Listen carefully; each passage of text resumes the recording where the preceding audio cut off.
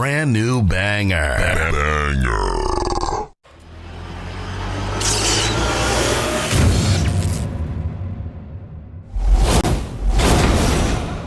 What is your hatred for John Cena? Yo, when Hulk Hogan takes a rock bottom better than you, there's a problem. There's a problem. My man.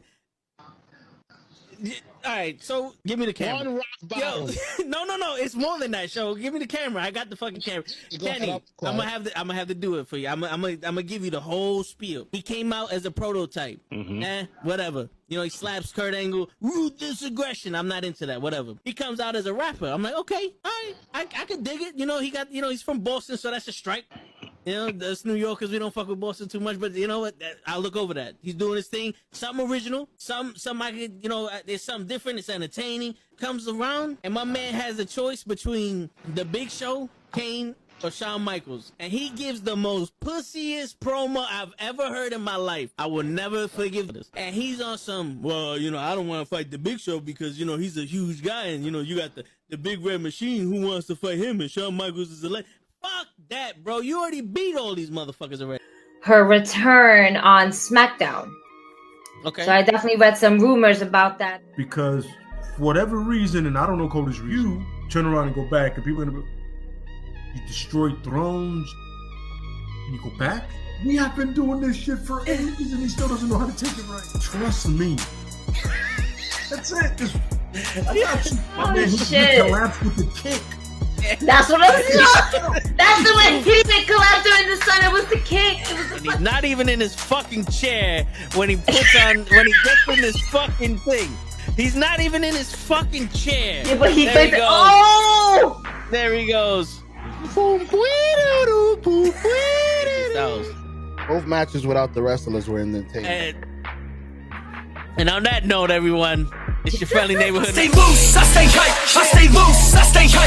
I stay loose, I stay hype. I could do this all night, cause I do what I like. Yeah, I do what I like. Yeah, I do what I like. Sipping goose, sip is right. And I go with the flow.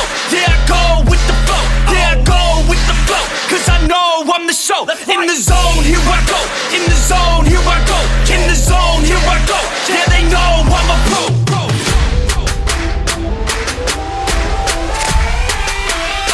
Let's go, let's go!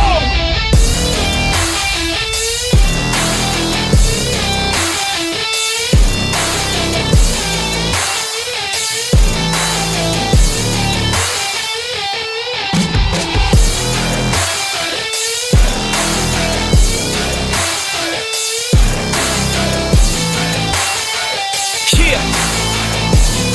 Let's go! Here I go, I get lit, I get hyped for this shit. Right.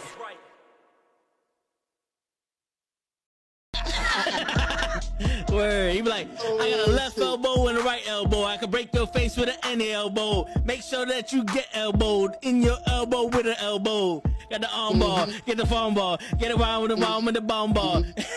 Daddy's gonna take you to Jersey Shore. Yo,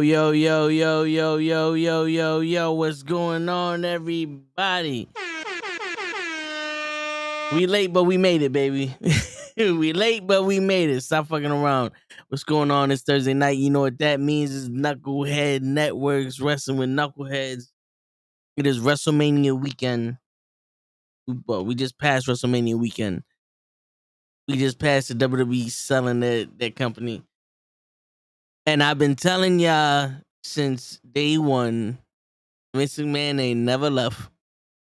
And they just made it permanent. Triple H, you tried, you didn't succeed, and now we're all fucked up. That's it. That's just the way it goes. You know? Wrestling has more than one royal family. That's it, bro. So, WWE gets merges with the UFC by way of Endeavor. You know, the $9.2 billion combined with the UFC, the $21 billion. That's the worth. And all rumors are saying that Vince McMahon is back in creative control of the WWE, despite whatever Triple H wants to come out and say on Raw. And we've seen it on Raw. My man, the this is like the second or third Monday night after WrestleMania that sucked. It's starting to become a thing where they just let us down. There was no major signings, no NXT member was brought up to the main roster. No returns. I don't care what y'all say. Matt Riddle's not a return. No, nothing really. We got Brock Lesnar. Beating up Cody Rhodes. And that don't impress me. You know what I'm saying? Like, they have Brock Lesnar beating up Cody Rhodes to keep Cody Rhodes in the main event picture and out of the world title picture. You know, it makes sense. When you look at it, it's one of those things like, oh, well, you know, we're going to have him fight Brock Lesnar and it's going to be main event status, but at least we don't have to put Roman Reigns in it, or it doesn't have to be for a title. I know a lot of people wanted Cody Rhodes to win at WrestleMania, and I am not one of them.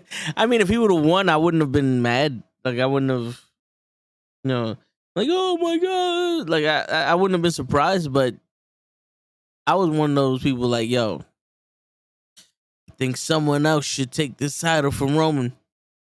Jey Uso. You know what I'm saying? I was on that bandwagon, and I'm still on that bandwagon. And welcome aboard. You know what I'm saying? But yeah, I was surprised that Roman won the way he won. But it was entertaining nonetheless. It's more entertaining to see how everybody reacted to him losing, to Cody losing than anything really. You know, I want to start with not WrestleMania, but you got the SmackDown of WrestleMania weekend, which is basically like a WrestleMania light. They had the Andre the Giant Battle Royal, where Bobby Lashley won. Bobby Lashley won that. And if that didn't look like a fucking last minute thing, if it didn't look like a last minute decision because he couldn't face Bray Wyatt at WrestleMania, and I don't know what a last minute thing looks like. Bobby Lashley wins the Andre the Giant Battle Royal, which, you know, if you actually put it on WrestleMania, that would have been something. That would have been something dope. You had 4 hours of a kickoff show. 4 hours of a kickoff show. You're telling me you couldn't have one kickoff match? And this couldn't be the kickoff match? The Andre the Giant Memorial Battle Royal. It happens every year at WrestleMania. That could have been the kickoff? Like, what surprise would you have ruined? Nothing. You didn't ruin nothing. There was a bunch of people that were in the match, that were in WrestleMania matches already. Take them out. There's a whole roster full of people that weren't in the WrestleMania match. You could have showcased them too. But I don't know the point of them not doing it on, you know, WrestleMania. You had the Fatal 4-Ways for the tag team titles, which, you know, they were all right. But you had the SmackDown with really the Andre the Giant. What's going on, Big Hirsch? You know, you got the let's get ready for WrestleMania matches on SmackDown. But then Friday night we go to the Hall of Fame. The Hall of Fame was dope. I wish they would have had a stage, you know, where they used to have it. Now they're in the ring and shit, but yeah. But still, nonetheless, we see Stacy Keibler, we see Andy Kaufman's family, we see Ted White, we see Tony White, but we see the Great Muta.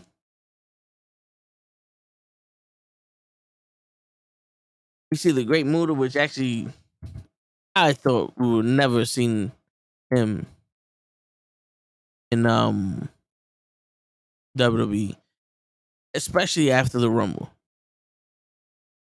You know what I'm saying? After the Rumble, I thought we was never gonna see the Great Muta in the WWE because of him retiring. You know what I'm saying? So I'm looking up the fucking Hall of Famers for this shit, so that way I don't get nothing messed up. I know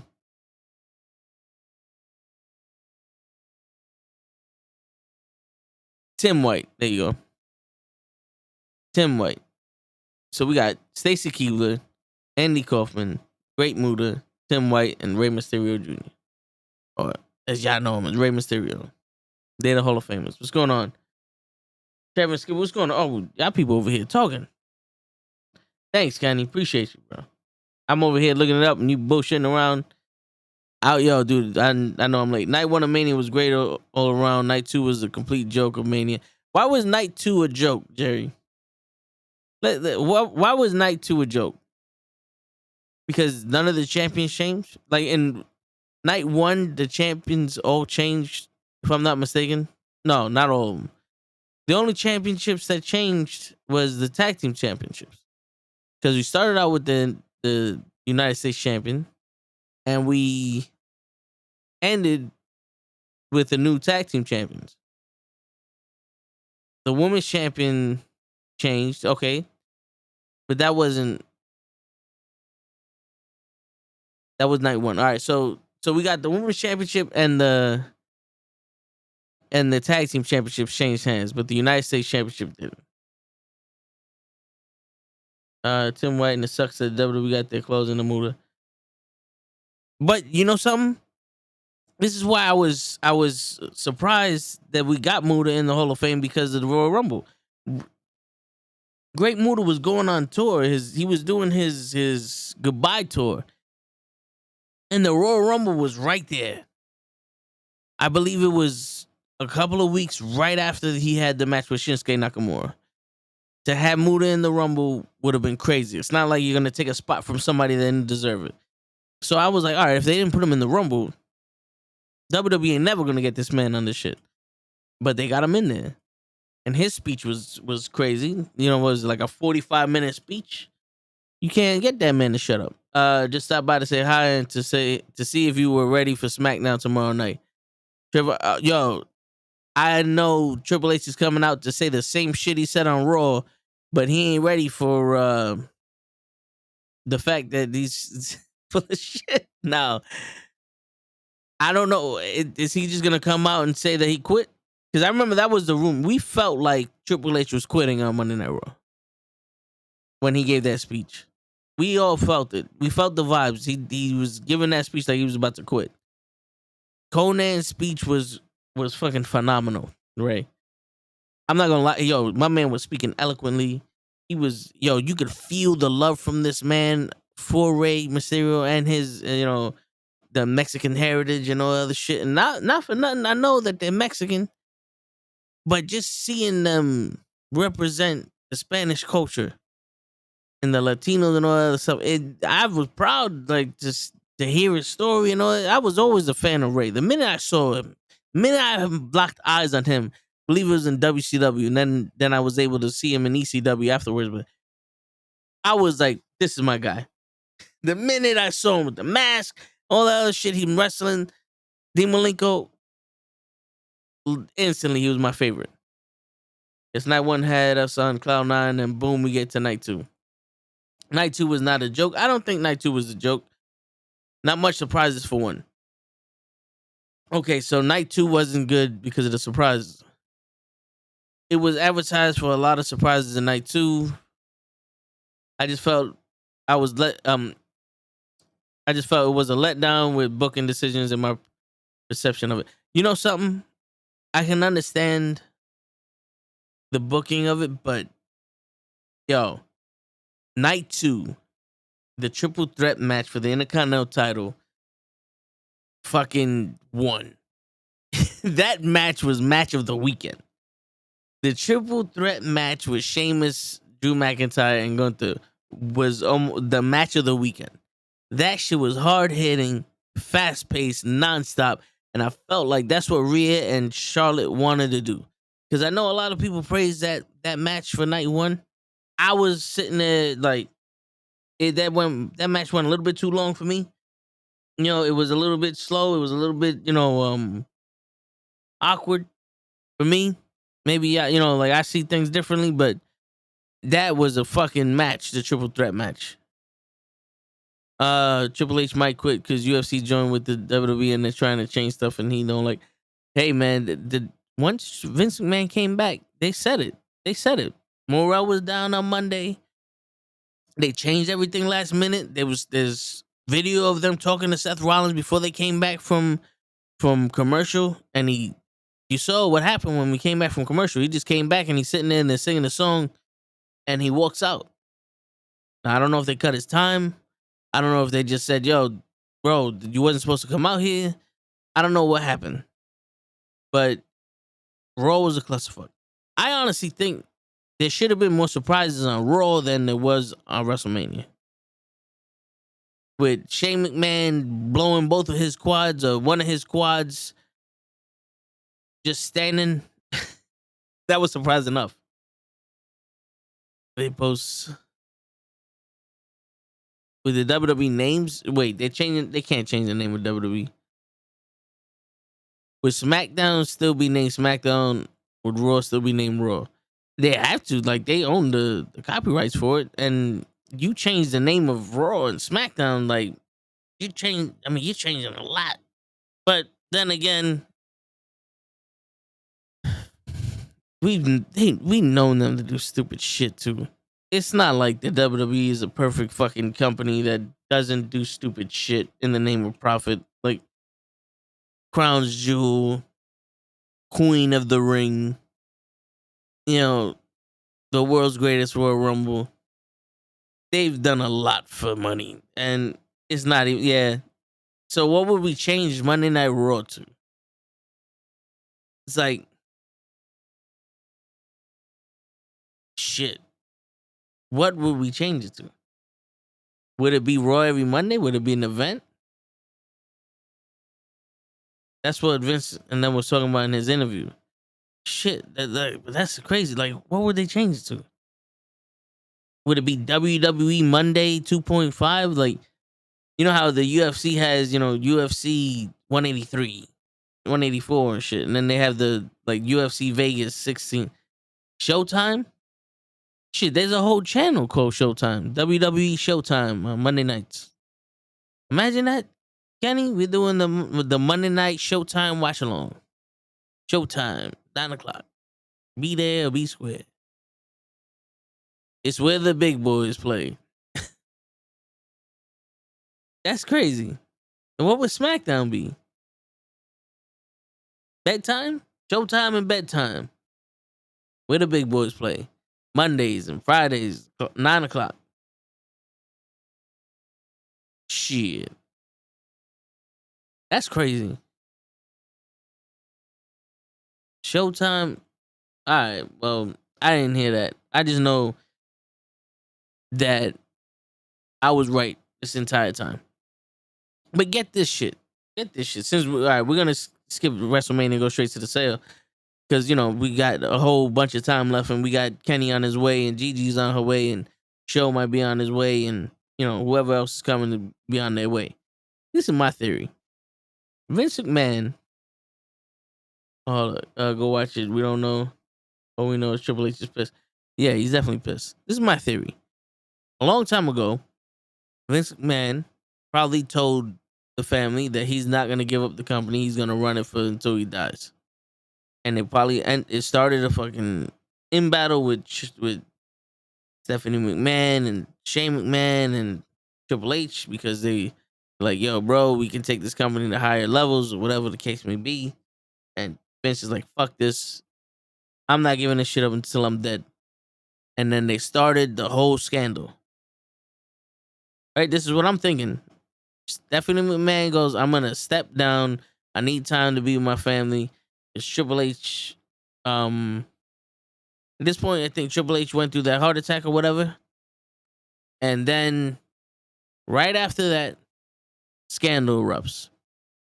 And normally the time when there's a scandal for the WWE, they get their lawyers, they go on, they swipe it under the rug, status quo. Nothing changes. But then this time, there's some concrete evidence. Like evidence that only an audit can come through and show you. An audit that somebody has to point at. Like, yo, listen, if you want to catch him, you got to get him in the books. All right. You know what I'm saying? Like, it's a little too coincidental for me. So this is what I'm thinking. Someone rats out Vince to get him out of the company. It works. That's why the first chance they got, Stephanie comes back. Stephanie's out for like 2 weeks. She comes back. Triple H is there. He comes, he becomes the head of creative, and everybody's like, "Whoa, what you did with NXT? Oh, it's gonna be crazy now. Raw's gonna be fantastic." Yada yada yada.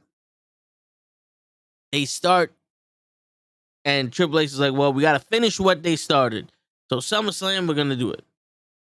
SummerSlam comes. So many people come back to the company. He rehires a lot of people, and then what happens? Vince McMahon is back in the building with the shareholders, and he's an employee again, but he's not under any control or whatever the case may be. He's gonna sell the company. Now he's in the background. He's not in control, but he's in the background selling the company. He's negotiating the deal. Right? Now get this. I think Vince is like, fuck this. You're not getting my company. I'll sell it before you motherfuckers get it. And then the shit got so popular under Triple H. It got cool because of all the celebrities and all other shit. WrestleMania comes around. It's a big ass WrestleMania. And my man's like, all right, fuck y'all. Boom. Sold it. Endeavor. What's happening now? Vince is in charge again. Vince has got the golden parachute. He's writing the creative for all this other shit. Stephanie McMahon quits when Vince McMahon comes back. Fucking Triple H is pissed now. Somebody ran in the ring and popped Shane McMahon's quad. I think that this is a family squabble that got out of hand to fucking get control of this company. And Vince McMahon pulled the fucking nuclear option and said, fuck it, I'm going to sell controlling stock to this company with the terms of me still being in charge of the show. Gigi's still out, but appreciate you being in the chat. All right, Kenny's responding to people in the chat. Let me get to these people. Shane was in the airplane accident first because he was right before they came to VA to show. Well, he was in the helicopter shit, right? Yeah, I remember he was in that accident. He came out fine though. Okay, I get it why Roman went over. They won a huge title reign for the modern era, but why feed Cody and Roman when they built his story up for leaving AEW to win the Royal Rumble and then lose at Mania due to solo interfering? You know why? Because a lot of people say the whole story shit. Facts now feeding Cody Rhodes to Brock Lesnar now, and I'm done. I don't get that either. Wasn't that before all this happened? Yeah. All right. So anyway, they do this whole thing because when it comes to WrestleMania, anything is possible, and everybody and their mother thought Cody Rhodes was gonna win, and he didn't win. And they did this because they were trying to sell the company, and Roman Reigns right now is the hottest thing in the WWE. Cody Rhodes is a big name superstar. He's also a ex-AEW guy. He's also someone that they need to fill the void of Roman Reigns being out for 3 months. So that's why they're giving it to Brock Lesnar. And also, one of the little things of the storyline with the Roman Reigns and Cody Rhodes is saying that Roman Reigns was losing his family. He was losing the bloodline. And now the bloodline, even though the Usos lost the tag team titles, they have appeared to have been stronger than ever. They're stronger than ever right now in the WWE. And now we get to see the storyline pop up between Roman and Jey Uso. And I'm saying this because I still believe the man to dethrone Roman needs to be Jey. It needs to be Jey. He's the only other man in this equation that was there from the beginning and that has risen in status. I don't know why you have them lose the tag team titles at Mania. I think Jey versus Sami Zayn would have been dope. And then they lose it at Backlash. But listen, I don't know what we're doing at Backlash with those tag team titles. I don't know what we're doing, period, right now. All I know is that Cody Rhodes and Brock Lesnar are going to be the next guys. And it's very easy to just have Brock Lesnar come out there, beat up Cody Rhodes, and now that's what it is. It's very lazy storytelling with that shit because, what, you're going to be mad at him because he won the Rumble? You know what I'm saying? Like, I don't even think he eliminated Brock. Brock was eliminated with somebody else. Why don't you go after them? I'm going to stay away from... I'm stay watching AEW events mess up everything. Like, I watch all the wrestling companies shows. I don't discriminate when it comes to wrestling. I don't discriminate either, but you know, not for nothing. AEW is starting to become a show that you don't even need to watch. I have it on and I'm watching the match and I'm just not paying attention. It's a bunch of dream matches and they're not really consequences. And the FTR versus the Young Guns, the Gun Club, for their careers and Dynamite, it's kind of like a joke. Because the Gun Club is a tag team that has no business being in the same room with FTR. The way they built them up. Like, yeah, they beat the Acclaim because they cheated, but now they're fighting FTR and they haven't really beaten a credible team fairly to at least be like, yo, one way or another, these guys are a credible tag team.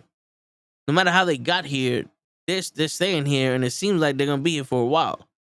Nope. They got here, and they're going to be here until FTR beats them. And they tried to get us disqualified and all other shit, and I was waiting for the ref to go, yo, this is a no disqualification match or something. And it was just like, the wrestlers are going to stop you from disqualifying this man because he low blowed him. How the fuck does this happen? What's up, Kofi? We live, baby. We out here. How the hell does that happen? But we skipped ahead. We skipped ahead a lot because everybody wanted to talk about Cody and Roman. We just got through night. We just got through night -1. The Hall of Fame. Stacy Keibler looking good as ever. They have their speech. You know, she goes, nice stuff. You can hear Oscar screaming when the Great Muta shoots the mist. I'm not gonna lie, it was dope to see him shoot the mist in the WWE. Andy Kaufman, his brother and sister, you know, accept the award. That was dope. They're talking about Tim White, the referee, getting the Warrior Award, which I think as a ref, he should have just got the award solely based off of being a WWE, you know, referee. He should have been in there with the rest of the wrestlers, but I guess you needed somebody to get the Warrior Award.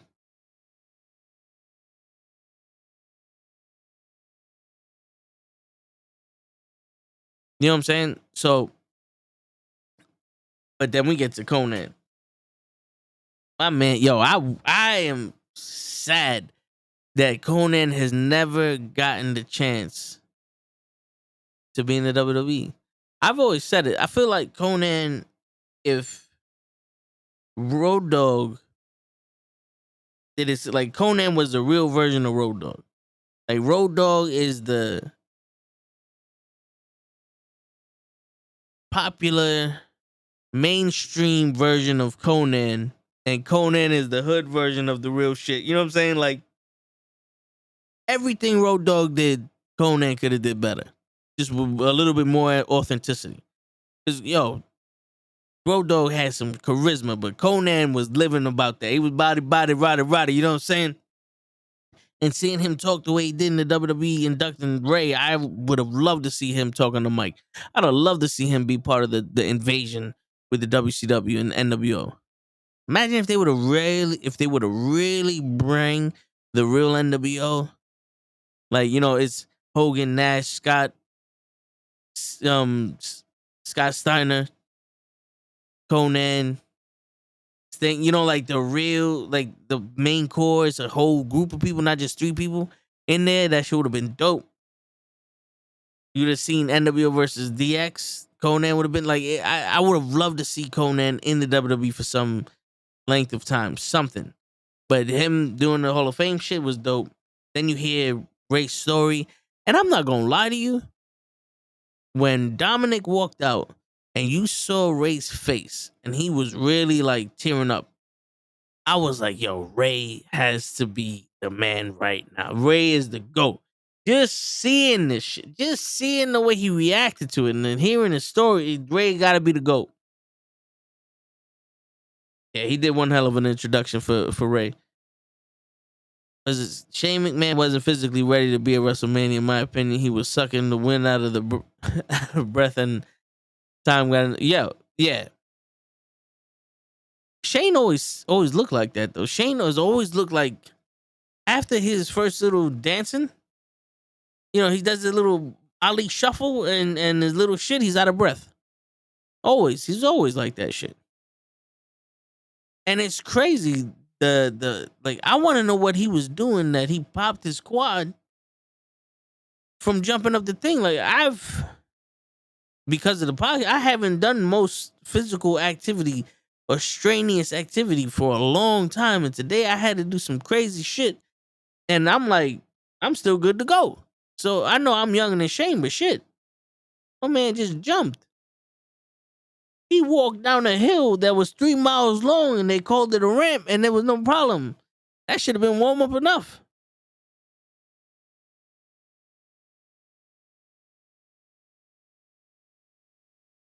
Yeah, the Wolf Pack and the Black and White versus the WWE. Yeah, that would have been gold. That would have been solid gold.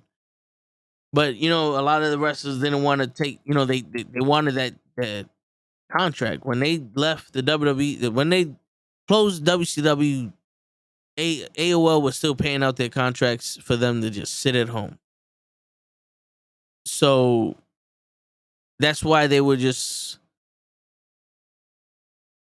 that's why there wasn't a lot of superstars that came in during the WCW invasion.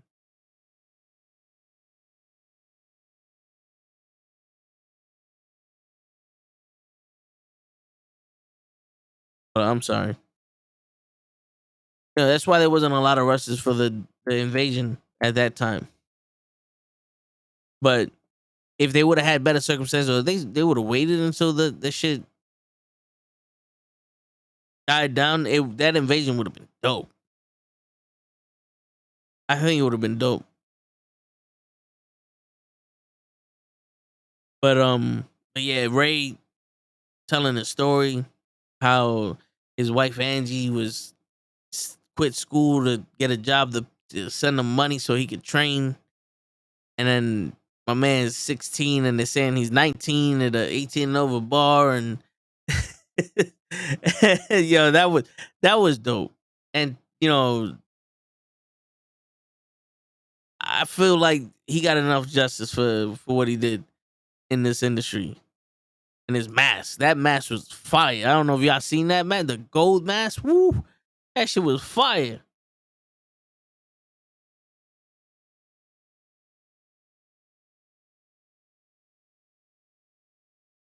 What is your opinion of the Icons thing in his time in WWE? I feel like when he debuted at Survivor Series, that was one of the best debuts I've ever seen from any wrestler in the WWE. And it's fucked up that his time in the WWE got cut short because of Seth Rollins. I would have loved to seen Sting versus Undertaker at WrestleMania, not Sting versus Triple H. I think if you was ever gonna do DX versus NWO, it was when Triple H and Hogan were feuding for Undisputed title. That that little title right there. But Undisputed title years before that, it could have been WCW versus WWE. You know, but I think Sting could have been the one superstar that everybody wanted from the WCW superstars. Like Booker T, I think, was the biggest superstar that came from WCW that the WWE had.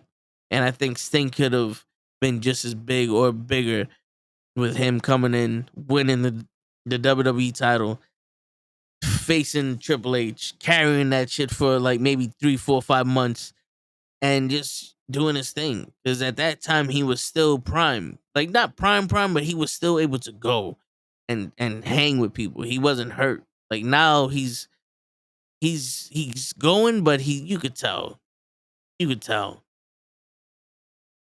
know.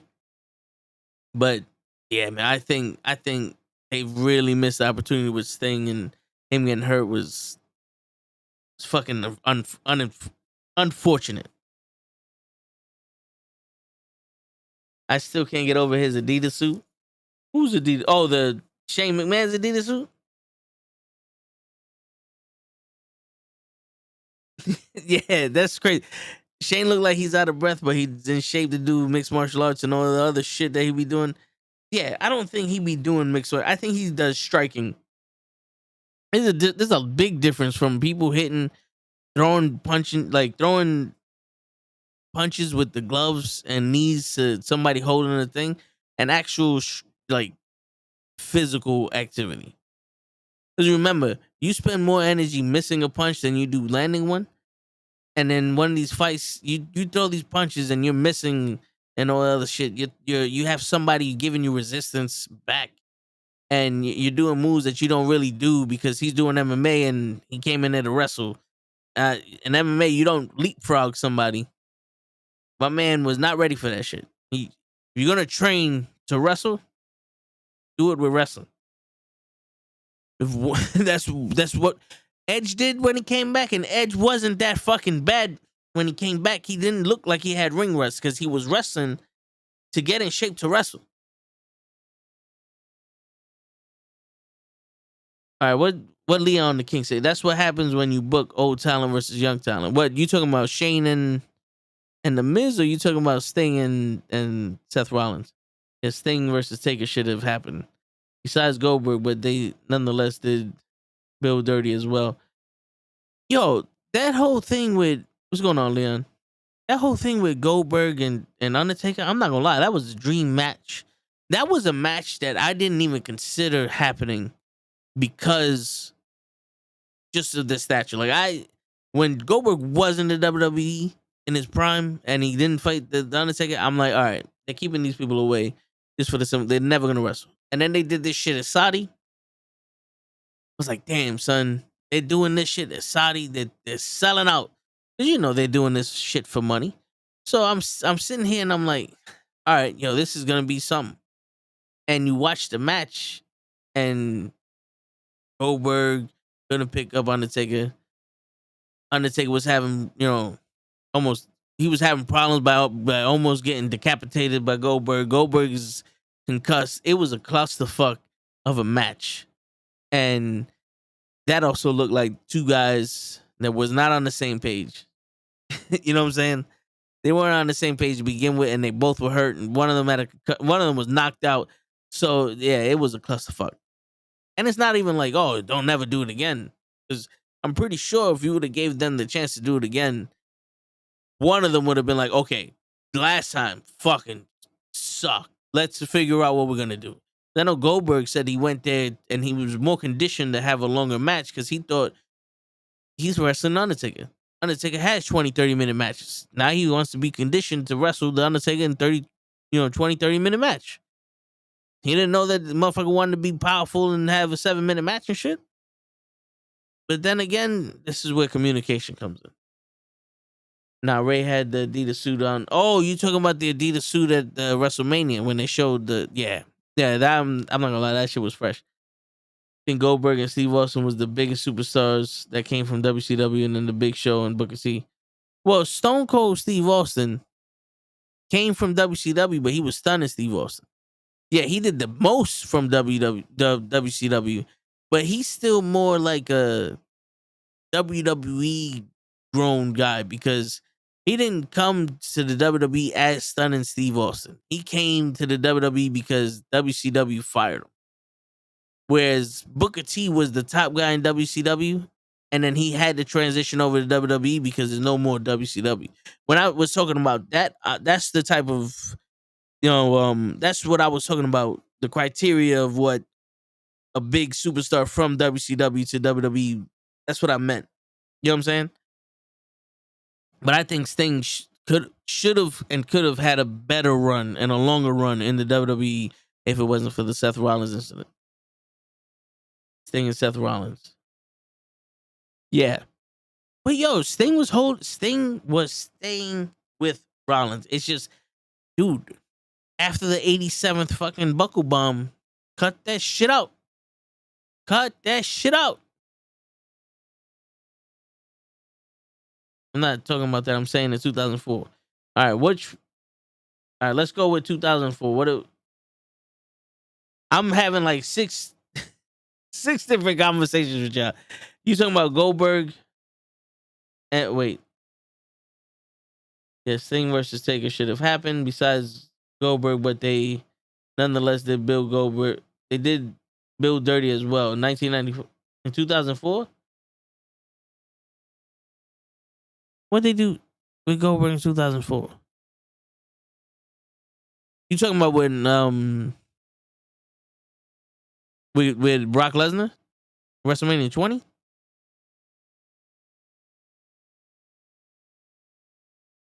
I'm ready for Damian Priest versus Bad Bunny now.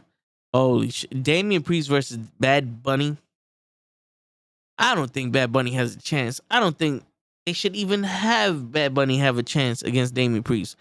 If anything, Bad Bunny, it should be a tag match because I know people were talking about Dom and Priest versus Ray and Bad Bunny. And that seems more realistic. But Jesus Christ. Damian Priest versus Bad Bunny. If Damian Priest loses to Bad Bunny, he never, ever, never, never, ever, ever, never, never, never, ever, never, never, ever will be considered a fucking main event talent by me or anybody again. You know what I'm saying? Like, he would go out there and ask for a title shot, and Roman would just be like, "Why would you play games with me?" You know what I'm saying? Like, come on. Yeah. You know how it is, especially at that time. They didn't want nobody thinking WCW guys were better than WWE guys. And it's stupid because it's like, okay, the WCW guys are better than WWE. No. They're in WWE right now. You won. It don't matter who's the champion. Unless they're going to pull a Medusa, it don't matter who's the champion. And by Medusa, I'm talking about go to another wrestling organization with your title while they're the champion and throw your shit in the garbage. You don't need to worry about that. I'm pretty sure those kids that never seen Goldberg in WCW, that love Goldberg in 2003 with the championship, weren't going, "Oh, Goldberg was WCW guy. I'm not watching this no more." They don't know who WCW is. We want these guys in the WWE. That's why we cheered for them. It was a dream come true to see Goldberg and Ray and Booker T and everyone else. The Dudley Boys, Rob Van Dam, Taz, everyone in the WWE. WWE is like the holy grail. It's the NFL, it's the NBA, it's the MLB of wrestling. No matter what anybody says, we want to see these people in WWE. Y'all wanted to see Jay White in the WWE. Y'all want to see Okada in the WWE. Y'all wanted to see AJ Styles in the WWE. I'm pretty sure there's a lot of AEW wrestlers you want to see in the WWE. You want to see that train behind them. And we're not going to sit here. If Cody Rhodes was WWE champion right now, we would not be sitting here going, the AEW is the WWE champion. No. Yeah, we would say that he left AEW to become WWE champion, and if that and not for nothing, that makes the WWE title more important. In my eyes, like the WWE championship is more important than the AEW championship, but it still would have been Cody Rhodes, the WWE guy. WCW's never could do the numbers that WWE did. WWE packed out arenas and stadiums. WCW is more like AEW, and yeah, WCW would give away tickets because they stood in the Orlando region.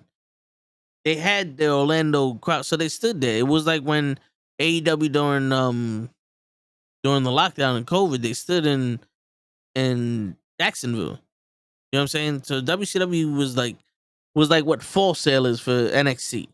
WCW had the Orlando backlots and all that shit, and they would give away tickets. But I do believe WCW, when the NWO was going around, they were selling out stadiums there too. At one point, WCW had better ratings than WWE with the NWO and when they first happened and all that other shit. And if they would have just had a company that believed in them the way that Ted Turner believed in them, I think they could have been just as big as WWE. AOL didn't give a shit about wrestling. They're like, yo, you can make all the money you want for us. We don't give a shit about wrestling. We don't want you on this fucking channel. And they stopped giving the budget to WCW. And then Vince Russo came and it was just a clusterfuck after clusterfuck. I know Greg Bischoff wanted to buy it. He wanted to buy WCW. He wanted to let it off TV for a little while and then come back totally brand new. And WWE just came in and they sold the WWE. I can't disagree with you on that one. All right, which one? All right, Jerry, which one are we talking about? The AEW or the outside guys being champions, or and WWE being the Holy Grail? You know who could have a better run if they gave him a chance to have a title run?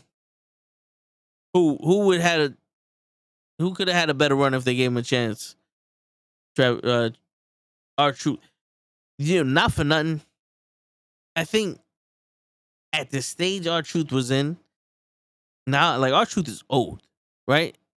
And I think R-Truth is one of those. He's a comedy act. Vince loves him. He's one of the few guys that I'm hearing. Like, listen, I don't hang around with these people, so I don't know. This is what I hear. One of the few guys that can make Vince laugh. So I think he's doing this shit for fun right now. But R-Truth was one of the first NWA champions for TNA, and if they gave him an opportunity, or if they backed him, he could have had a big run. Like R-Truth, don't get it twisted. A lot of these people that people view as jokes could have been very successful with something. Oh, about the outside guys. All right, appreciate you, Jerry. R-Truth needs to be repackaged as Ron Killings. You know something?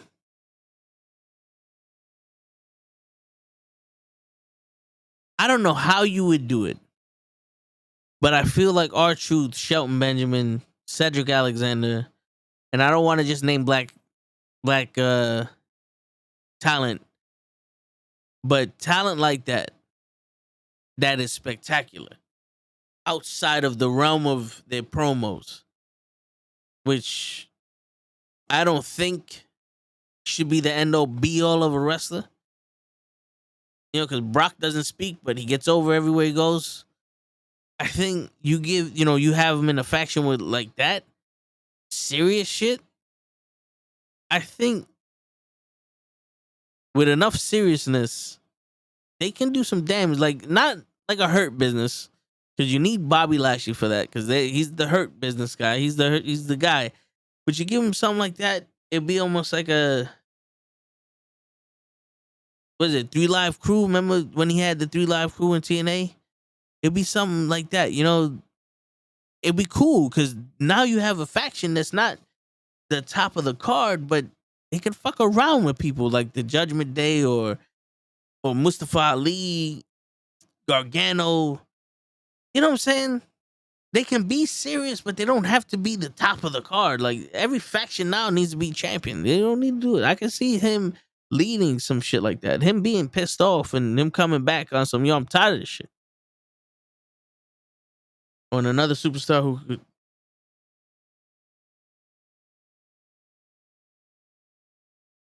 Who's the other superstar, Skipper? And basically making the WWE title more prestigious with guys coming from AEW. Yeah. Now, yo, that Forbidden Door is real. Xavier Woods shown that he could be a star when he was King of the Ring. I honestly think they fucked up with Xavier Woods. They could have had so much shit happen with him. When he was King of the Ring, Xavier Woods, I said this on this show while he was King of the Ring, him interrupting people as the king, doing that whole shit, but getting a title shot from it with Roman. You know, like him getting a title shot from Roman and is the king, and maybe he loses, and then Roman faces Kofi, and maybe he loses, and this is how you would bring in Big E to face Roman, because that was another guy that I was high up on, and I wanted Big E to fucking beat Roman, but Big E got hurt. Oh, man, they missed a lot of opportunities for Xavier Woods to just shine. He has charisma. Like, you know how people have sight beyond sight? My man, Xavier Woods has charisma beyond charisma. Shit. Oh, man, the New Day can do anything you want them to do perfectly. And it's fucked up that they're in the background now. I said it for the longest time. To have thrown a title on him was back in 2011 in the Cena feud and had him going to WrestleMania 28. Shit. You talking about Truth? Shit. Not for nothing. You could have put the title on Truth at any time. You throw him as a bad guy. When he was a bad guy with The Miz, when they were going up against The Rock and The Rock and Punk,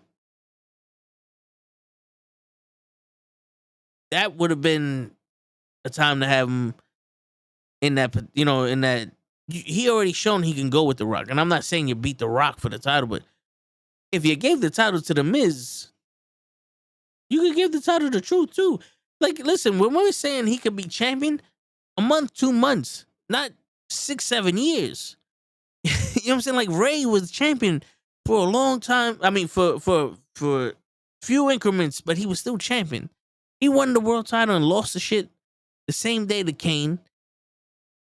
He won the title in the tournament, the WWE title in the tournament, lost it the same day to fucking John Cena, but he was champion. Don't get me wrong, I wish he was champion longer than that, and I hate fucking Cena for it. That's what people don't talk about. Cena's taking titles, shots away from Finn Balor and from Ray. What's going on, Gigi? I can't see. Oh, hey, Fred. What's going on? I don't hear you, but it's okay. I'm here. Try not to die in the streets of New York. Hi. Hi. Who is absolutely devastated that Cody Rhodes lost. Cody Rhodes needed to lose. Devastated. We can't hear you, and it's okay because I don't think we want to hear you right now because you talk too much. And because they don't want to hear me right now. I just want to let you know it's okay. You're not alone. We're here with you. So I can't hear shit, but we're here with you. I appreciate that. Let's take up the Bluetooth. Maybe I can hear you. Hello? Can you hear me? I know I can't hear you. Can you say something? Can you hear me now? No, I can't hear shit. I still can't hear you, which is a beautiful thing. WrestleMania night 1. Fucking great. WrestleMania night 2. That's awesome.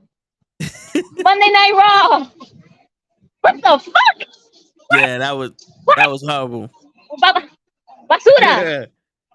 And that's that. I will see you guys soon. I'm gonna try crossing the street. I got the light. I won't die. I won't die on you guys. Not tonight. Nice. Not tonight. They still I still gotta get the bottle of fucking Jameson. Word. Gigi's Yo, on her Smoke, yeah, way. you can keep talking. I don't know. You can say mad shit right now. If you say anything about the women's division, I swear, watch that microphone fucking start working. I'm gonna hear everything. Yep. Everything. The women's division suck. Nah. Fuck Toastades. We're not doing that, all right? So Shit. I'll see you later, man. This must be a breakfast. All right. And that's Gigi for y'all. She's on her way. But yes, they definitely all right, come on, Leon. Let's see what he said. This is how I would have booked him. I would have had him win the King of the Ring, and SmackDown he turns on Kofi and book him to be like the next King Booker. I don't know. They don't ever want to turn on each other, but I think with Kofi being the hand of the king, if they would have both did a turn and been a bad guy, they could have did the King Booker shit with Kofi doing King Woods or some shit. Because I think Kofi's gold, man. Yeah, people sleep on Kofi. Kofi's gold. That Big E comeback needs to lead to a title run. It does. It needs to start with the title run. Because if you're not gonna give it to Jay, you're not gonna give it to Cody. Big E's the guy. Big E's the guy. All right, Trevor. Let's see. Give him the Intercontinental title. Let him beat Gunther. Let him beat Austin Theory. Give him the Cruiserweight title. Like this title is off the air right now, but nobody has it. Like Xavier Woods, if you give him the Cruiserweight title, he can be the... All right, hold on, wait. He could be the next Neville. Is he light enough to be the Cruiserweight champion? Xavier Woods? Because I think they merged the Cruiserweight title with the North American Championship, if I'm not mistaken.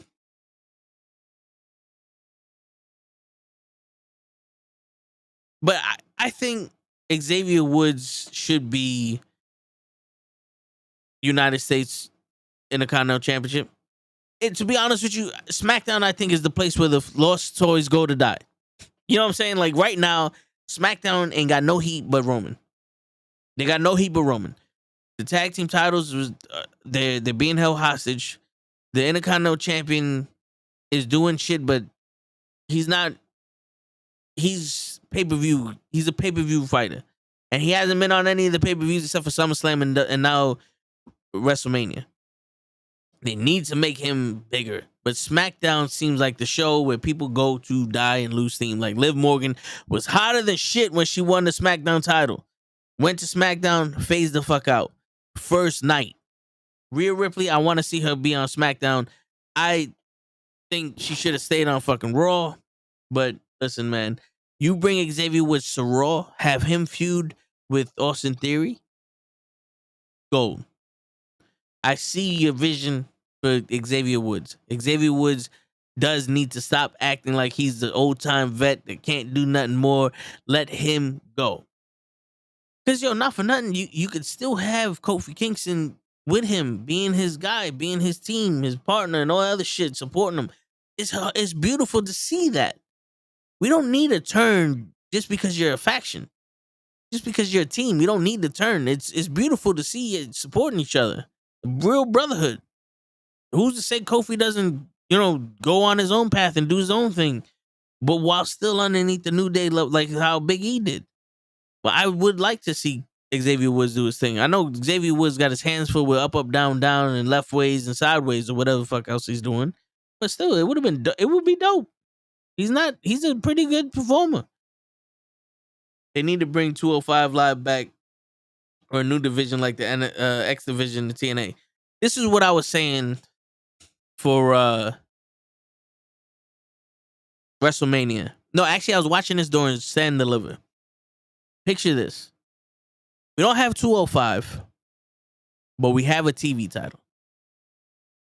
You bring in a TV title, and this is where guys in the 205 and above level would sit. So you don't have guys like the Intercontinental Championship bracket or the United States Championship bracket, but you have guys like A-Kid. I forgot his name in NXT right now. Fucking Carmelo Hayes, Gargano,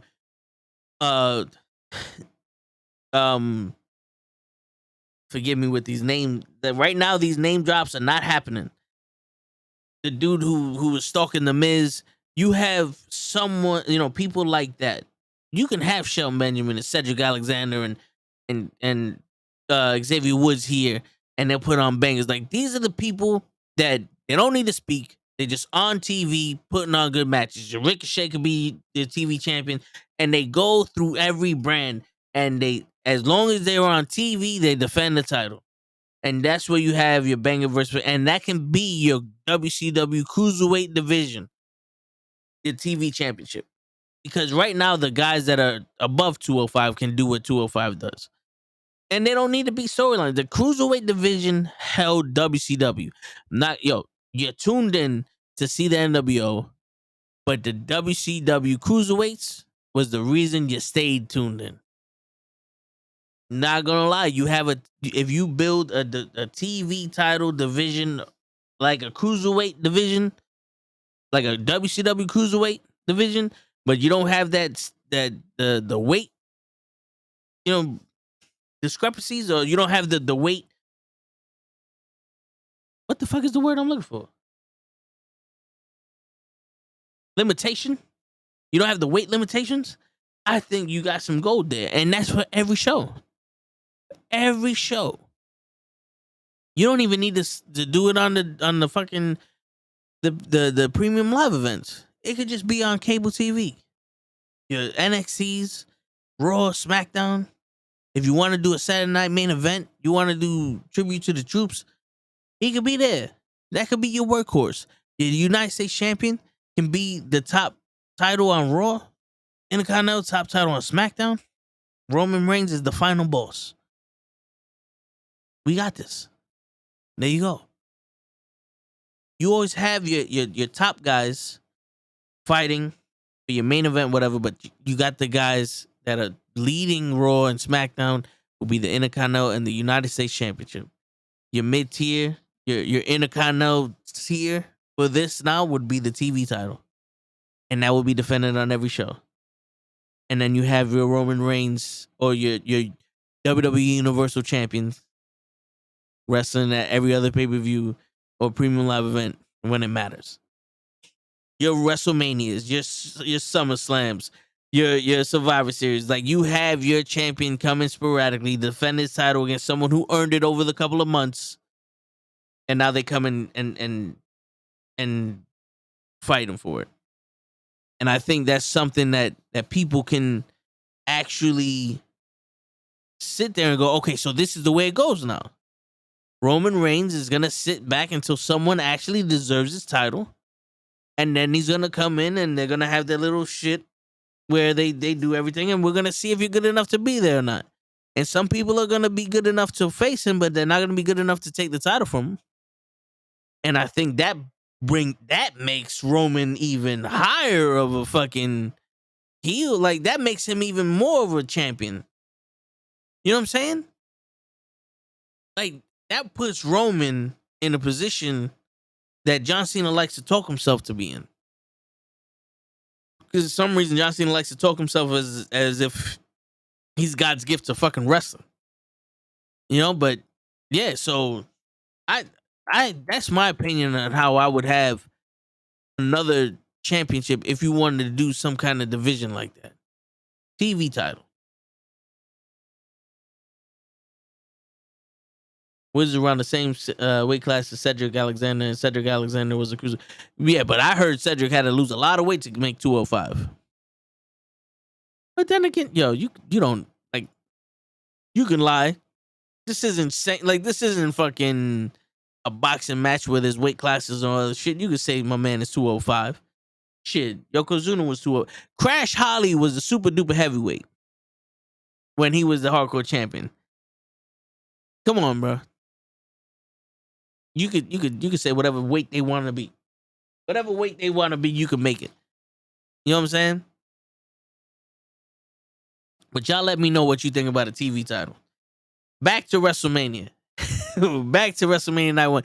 Even though I'm pretty sure we're going to have to go over WrestleMania Night 1 again for Gigi. But fuck it, we'll talk. We'll sit here and we'll talk about what we're going to talk about. But yeah, I didn't see what, like, everybody's saying Night 2 was sucked. Night 2 for me they did have some bad choices, but the match quality was the same. The outcomes of the matches, yeah, was like a little, yeah, head scratcher. But if you take that out, I think night 2 was just as good as night 1. Night 1 always starts off strong, and then night 2 is almost like this is where they have the longer matches, and I'm pretty sure that's why people are sitting there going, "Oh, night 2 was bad," because some of these matches were drawn out. Because you notice I think they only had 5 matches in night 2, and they had like 7 matches in night 1. That's the Hell in a Cell was a little long. The Asuka versus Bianca Belair went a little long. Roman and Cody, that just felt like a finish fest. But like I said, for entertainment purposes, I don't see where everybody's like, "Oh, night 2 sucked." I honestly think everybody's saying night 2 sucked because Cody lost. Where in all honesty, I'm more pissed off at the fact that Edge beat the Demon in the Hell in a Cell. The Demon was impervious to pain the entire match. He couldn't hurt the Demon. And one concerto match is over. Now I get it. I know the Demon got fucking hurt in that match because he threw the chair in his face and he was busted open. I understand that. I understand that you had to end the match, whatever. But still, he could have won. He was there long enough to jump off of the Hell in a Cell and do the coup de grace through the table. So you could have had him hit that coup de grace and put him to bed. Edge did not need to win that Hell in a Cell. It wasn't like they built this shit at a point where it's like, yo, if Edge wins, he defends Beth Phoenix's honor. He wins a trophy or some shit.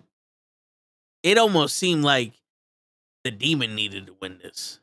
Like, it looked like the Demon came in here ready to go, and Edge was just like, "Oh well, fuck it, it's Mania, I'm here." That's where I'm at. I'm disappointed with that outcome because it doesn't help Edge that he won this shit. It would have pushed Finn Balor a little bit longer if he would have won. But what do I know, right? I'm just a fucking guy. But all right, what else? What else happened at WrestleMania?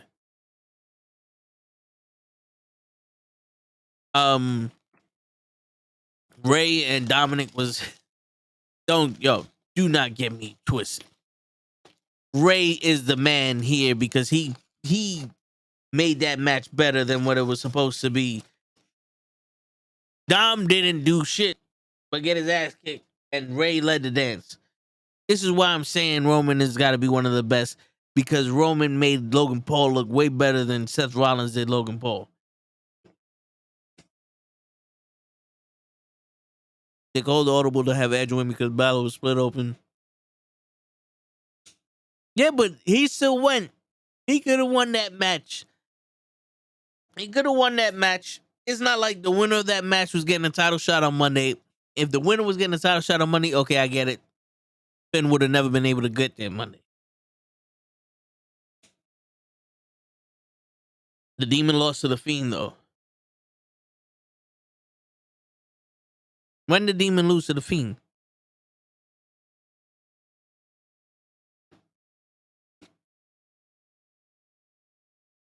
The Demon lost to the top rope.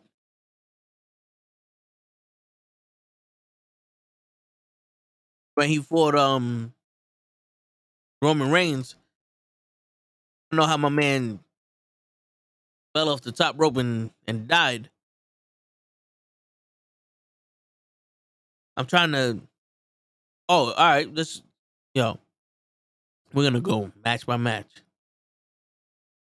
John's. All right, here you go. Let's see what Trayvon had to say. I think Edge should have won.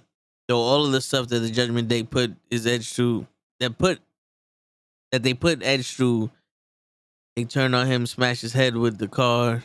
They did the same thing to his wife, and then It's,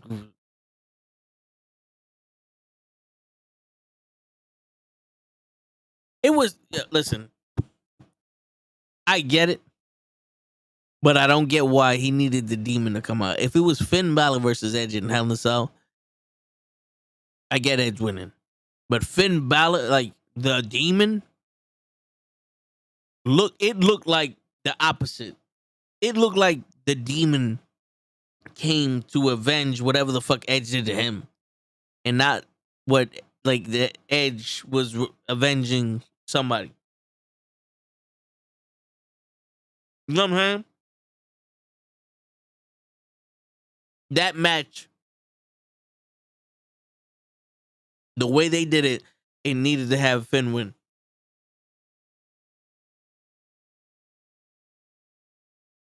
It just looked bad. It looked bad in my eyes.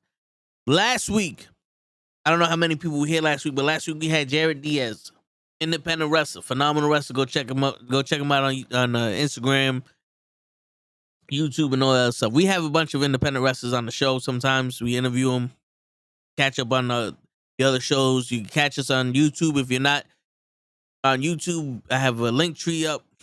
Matter of fact, I can put the link tree in the chat while we're talking. Yeah, and then you can follow us on all the shit that we be doing. Where the fuck? All right, hold on. Let me find my damn.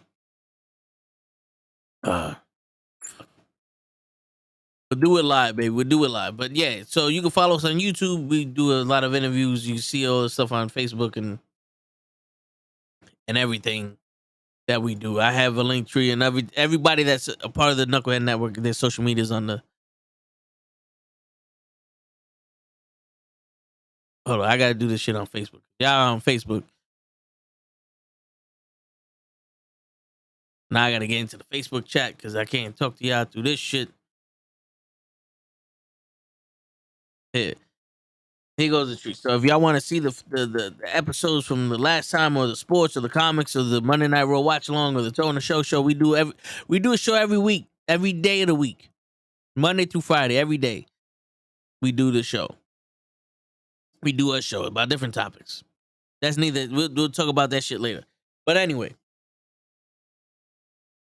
last week I said Seth Rollins should have been the guy that made Austin Theory's night at WrestleMania.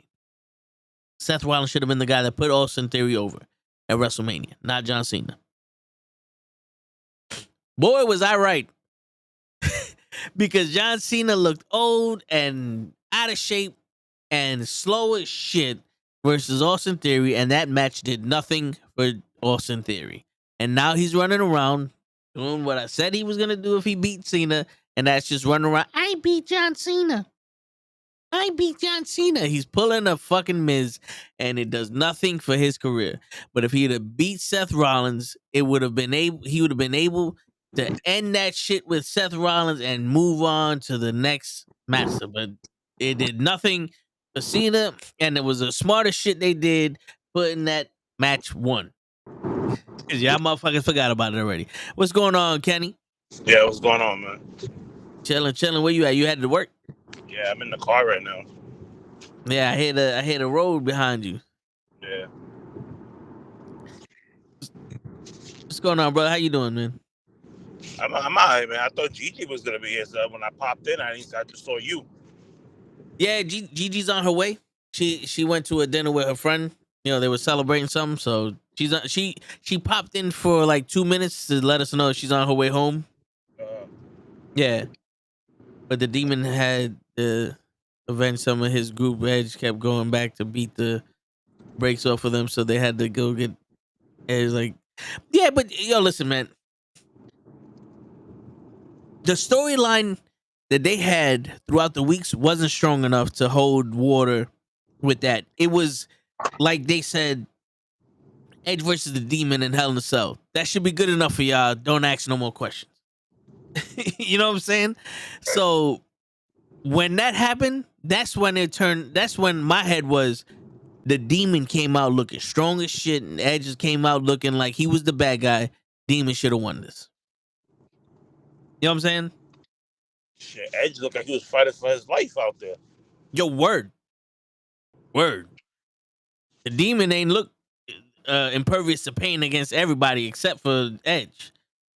It looked like the Demon was the final boss and Edge wasn't ready for him.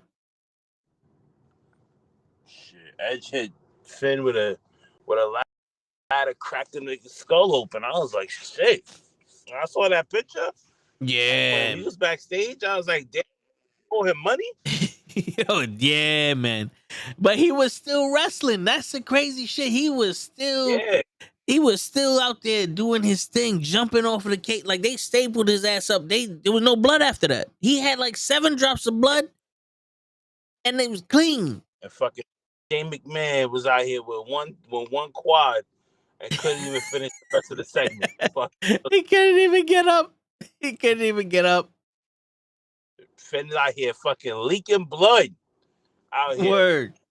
And the man was sitting there, one little tear. Oh shit, I fell. Word. Get up. Help me, I fell and can't get up. Oh. But they called Edge the devil, though. So it was the devil versus the Demon, low key, because Edge was looking crazy. Yeah, but Edge looked like a man in desperation, where Finn looked like a demon. Right. If Edge would have came out also in some kind of war paint, I think we would have been the devil versus the demon, and we would have saw some supernatural shit. And then we would have, like, our brains would have put it together, like, all right, you know what? This kind of makes sense. But it was a man versus a demon, and there was no man beating no demon. Not Edge. Sorry, Edge can't do it. What's crazy to me is that when you looked at the screen, it said Brood Edge. Your man didn't come out like the Brood though. Yeah. Where was the I'm like, he had that mask thing on his face, and it was more like Terminator, like, than anything else. So I was like, they say the Brood. I was like, oh shit, Gangrel's. I was like, yo, they really gonna bring Gangrel and Christian out? And it was like, nope. Psych. That ain't. Word. Even though like Gangrel was in LA that weekend, yep, and Tony Khan told Christian that he can go do WrestleMania if he wanted to. I think that would have been awesome to see. Yeah, I was hyped when I heard that TK said, yo, Christian, you want to go do WrestleMania? Bro, you can go ahead and do it. I don't care. I was like, oh, we're going to get the whole family back together after 6 months. And then you played yourself, because I definitely played myself. Yep. This nigga came out with fucking some disco bullshit in his face. Yeah. Oh, okay. Yo, dude, they said Brood Edge, and he came out with some song, and he had the disco ball, and I'm sitting there looking at him like, who the fuck does he think he is? Did he forget about the 3 months he was in the Brood? He didn't, like, if he'd have came out with glasses, that would have been more Brood than whatever the fuck he came out with. He ain't come out with nothing like that. No cup, no shade. Yeah. Yo, imagine if the demon, like the match would have went the way it went, and Edge would have been like, yo, last resort. He comes and pulls out the cup and does some shit. And at this point it's pretty dark. The lights go out and the fucking drop blood all over the demon. And that's how he distracts the demon. You know what I'm saying? Like, do something that they did in the Brood. Nothing. Word. Yo, Sosa McGuire goes, WWE Cody sucks. AEW Cody needs to come back. Nah. I like WWE Cody way better than AEW Cody. I think that this is the AEW's Cody that we're ever gonna get. This is the Cody that Cody thought he was gonna be in AEW. Right.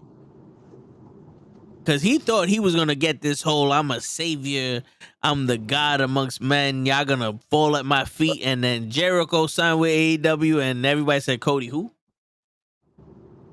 I mean, they mentioned Cody last night on Dynamite When Tony was doing the announcement for oh All In. oh when he mentioned Cody. Yeah. When he mentioned, yo, dude, the only thing I heard him say was Wembley Stadium like 17 fucking times. He was like, he's like, oh, when I got together with the Young Bucks and Cody and Hangman to do, and we gave you guys All In. He's like, we're bringing back All In, and it's gonna be in London in Wembley Stadium, and I was just like, you guys can't fill that. I'm sorry, Yeah. like they couldn't even fill up the UBS Arena last night. What makes you think they're gonna fucking fill up the Wembley Stadium? No way they're gonna do that. No way. I'm sorry. I'll bet $20,000 niggas ain't gonna fill that shit. So the only way they're gonna fill that shit up is if they do some crazy ass fucking forbidden door shit. The only way they fill that shit up if he comes out of nowhere and he goes and says, "Yo, we got Triple H. He's gonna help me run AEW now." Like, the wild shit. Yeah. What? Yeah. Like, you need Triple H. You need Triple H tomorrow to just be like, "Yo, I'm taking some time off. I need to refocus on my family." And then all of a sudden, like, because All In is in August. Like, you just need some wild shit where he just be like, "Yo, like, I just signed to AEW." Like, that's some Kurt Angle shit, right? Yep. That's the only way. I remember Kurt Angle did the whole, "Yo, my neck hurt, my back hurt, I can't wrestle no more. I need to go. My back hurt a lot. I can't do it." And they were like, "You know what? Go rest, man, and come back when you're ready." All right, man. Thank you. I appreciate it. I'm TNA now. I say Kurt Angle pulled the ultimate swerve on these niggas. Shit, Kurt Angle's the reason why they have the non-compete clause. Shit, but yeah, yo, dude. Even if CM Punk came back to fight Kenny Omega at Wembley Stadium, I don't think they're filling it up. Not even that would fill that shit up. Nah. Why am I gonna sit here and watch CM Punk, who's half the man that he was when he wrestled, thinking that you're gonna sit there and give me a 5-star match with Kenny Omega, who came back better than he was before when he got hurt? No, that's not gonna happen. Yeah. Yeah, and yo, not for nothing, the dream match shit is cool and all, but I need some substance with it.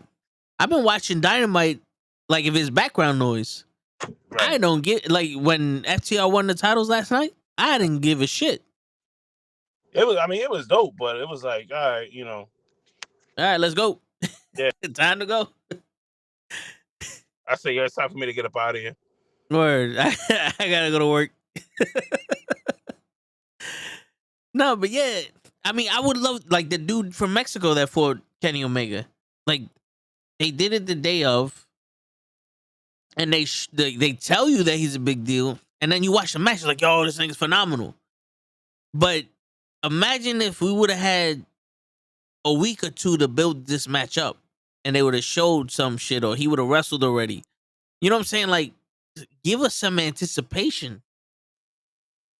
Like, you're seriously gonna have all in Wembley Stadium.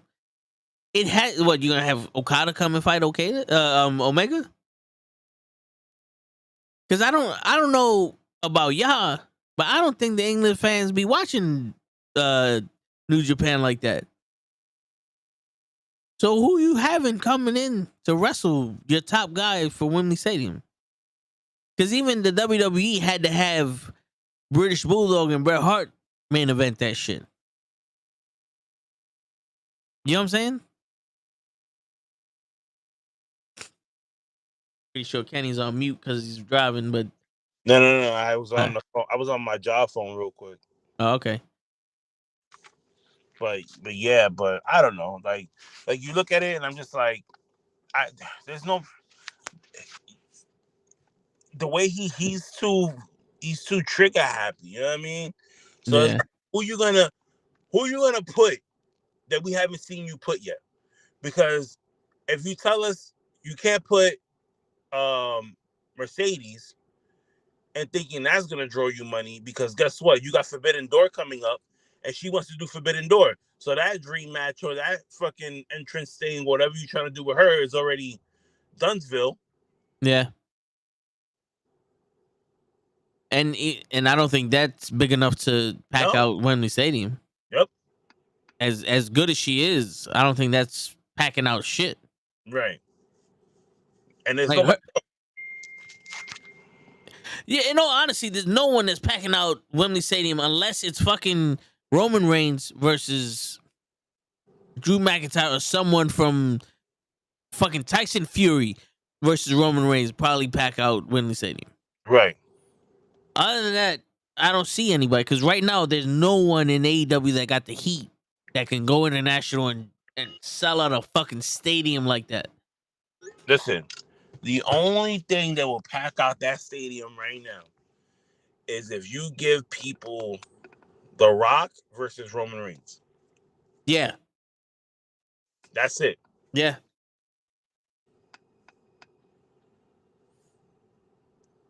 I don't see nothing else.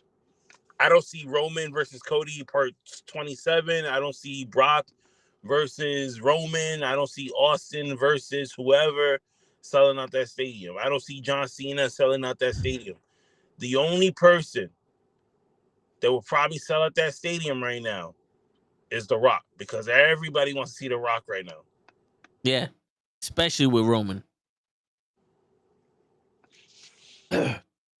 Especially now that Roman is still the champion. Mm-hmm.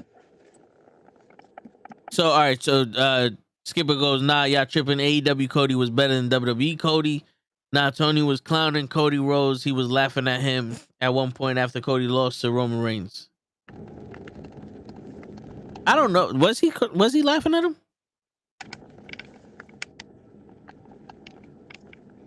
Because I don't follow all the shit outside the ring, to be honest with you. I don't. Laughing at who? Tony Khan was laughing at Cody when he lost to Roman Reigns. Why would he laugh at Cody? Look at I don't know. Or listen. You can't laugh at somebody when you going through your shit yourself. Yeah. Well, all that coke, man, it fucks with your brain cells. Like, you got a champion that he hasn't wrestled or done anything really since whatever pay-per-view you had before. Every night he comes out and he cuts a promo. You got half the fucking roster that just sits back there and does nothing. Yeah. Because you don't know what to do with them. You know? Oh, yeah. Yo, and then, all right, so Skipper goes, all I'm saying is that if you're saying WWE Cody Rhodes is better than AEW Cody Rhodes, then you're saying Dean Ambrose WWE version is better than AEW Dean Ambrose. To be honest with you, Skipper, I don't see no difference between Dean Ambrose and John Moxley. The only difference is John Moxley is able to fucking bleed anytime he wants. I'm not impressed with Dean Ambrose or John Moxley. He curses. Huh? Yeah, he curses more. That's it. Yeah, and he curses more. Yeah, I'm not impressed with none of it. He didn't show nothing. This whole you unleash Moxley shit, I don't see no difference. I'm not impressed by it. Now you know who's better? Freaking GCW John Moxley.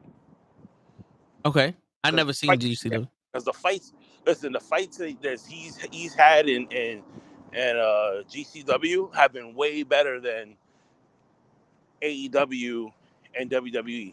Like there's like him fighting and bleeding in GCW. That's just for fucking reason because somebody's hitting you in the freaking head with a light bulb. Yeah, with sharp object. Exactly. They're not just throwing you to the ropes. Yep. Oh shit, he got hit with a bell. Yeah. But yo, listen, if we're gonna talk about AEW people who are better, Ricky Starks is better right now than when he started. MJF is looking a lot better now than when he became AEW champion in the beginning. Mm-hmm. Who's not getting better? Jungle Boy. Jungle Boy looks like he can't do shit. Like they look like they're pushing the shit out of Jungle Boy, and every chance that he gets, he just doesn't know what to do with it. Am I bugging, or does he look like the professional version of Hook? Like if Hook could wrestle, this is Jungle Boy. Because he started out strong and everybody loved him, and now here goes your chance, and he's just like, hey everybody, I'm dude. like that's what we get from him.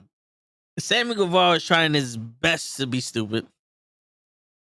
But yeah, I mean, if you follow Dean Ambrose before he was in WWE, then you understand. You forget Jungle Boy got hurt and had a bad injury. But yo, listen, so did hold on, wait. I'm forgetting her name. The DMD.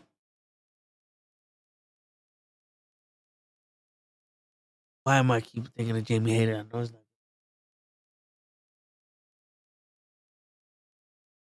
Kenny, what's D&D's name? Yo, I'm running a blank here. I gotta. Britt Baker, there you go. All right, forgive me. It's been a long fucking week. Britt Baker got hurt, also a serious injury. You know what didn't get hurt? Her mouth. She cut the promos and became a bigger star when she got hurt. Jungle Boy can show some kind of charisma and all this. It's like all they do with Jungle Boy is, yo, you're dead. Like that's what they go up to him and go, you're dead, and then he gets mad and now we have a fight. Don't get me wrong. I lost a parent. I know what it means. But still, I need to see. I don't want to see a guy that looks like he's fucking Colossus out there all the night. That's why I don't like Dean Ambrose. Dean Ambrose, Jungle Boy, fucking Bryan Danielson, and someone else I'll name later. They all look like they're unstoppable and they never felt pain in their life. Like you can't hurt these things. I don't like people like that. I don't like seeing wrestling like that. Unless that's your gimmick, like you're Zeus and you're impervious to pain. Like when the Demon did it, it was the Demon. I understood that. When Finn Balor does it, it's like, wait a minute, now Finn Balor, you get punched in the face. You get hurt when you get punched in the face. You know what I'm saying? Like if it takes John Cena is another one. If it takes a 747 flying into you to dent you, I don't like those wrestlers. So that's why I'm not impressed with the shit. It's like, you want to show me you're tough, but you got Luchasaurus in a cage. This man is twice your size. He's beating the shit out of you. And you're looking like he's not affecting you. It looked like that match didn't have nothing to do. Like you wasn't in it. You just won. I don't like that. That's me. What is it? No, Daniel Bryan is the guy. Stop it for come stomp your head. Yo, please, get off his dick. Get off his just because you like independent wrestling doesn't mean that Daniel Bryan is the best wrestler. There's a difference between being a technically sound wrestler that he is and being the best guy in the world. You're bugging. There's a difference. You need to be able to sell. They couldn't sell free candy on the fucking train. I swear to God. Come on, bro. You're telling me Bryan Danielson with the way that match ended with MJF wasn't stupid? Come on, bro. Come on. Get jump off of this whole I'm an independent wrestling fan and I have to be loyal to these wrestlers until they die and they're the best no matter what.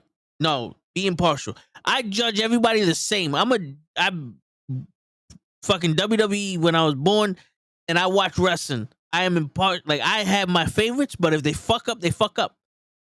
I'm telling you now, this is the way I see everybody. I don't know. Y'all people just, someone says they're the greatest and you like them and now they're the greatest. I don't buy that shit. Nah, Okada, yeah. Mega, yeah. Brian, he's technically sound, yes. The greatest, nah. Bugging. AW pushes too many unknown stars. They're building up, but they really aren't that great in the ring and character.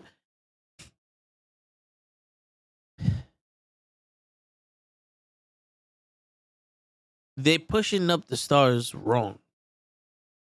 Like Orange Cassidy is another one. Like, this man is fighting giants and he's winning off of shit that he's winning against people that are his size. Like, I get it, the orange punch, the Superman punch that he's hitting people with. Dude, bro, you should not be beating people like Brody King with that shit. When he's beating the shit out, like, do you understand physics, how it works? Trust me, I understand. I'm a short guy to most people, but Ray beat giants in a convincing way. Ray understood he was small and he wrestled that way. You don't see Ray body slamming almost.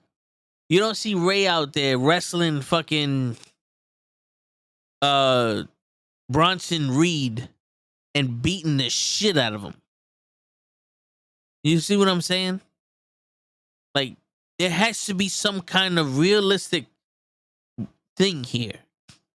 I get being tough and not willing to die, like when Sami Zayn kicked out of 87 finishing moves from the Usos. I saw someone that was not willing to lose that match. And I respected Sami Zayn for that. When I see someone like Moxley and they're not even selling the fact that they're hurt, you lose me. You lose me.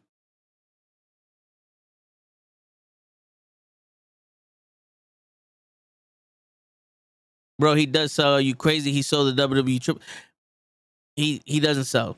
Moxley and Bryan Danielson do not sell shit. They don't sell shit. Bro, watch.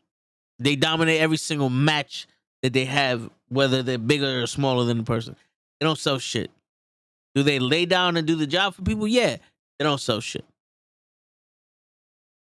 Just because AEW do bad in the script don't make the superstars bad. That's true. I'll agree with you that. Some of the shit they do don't make sense, but not a lot of their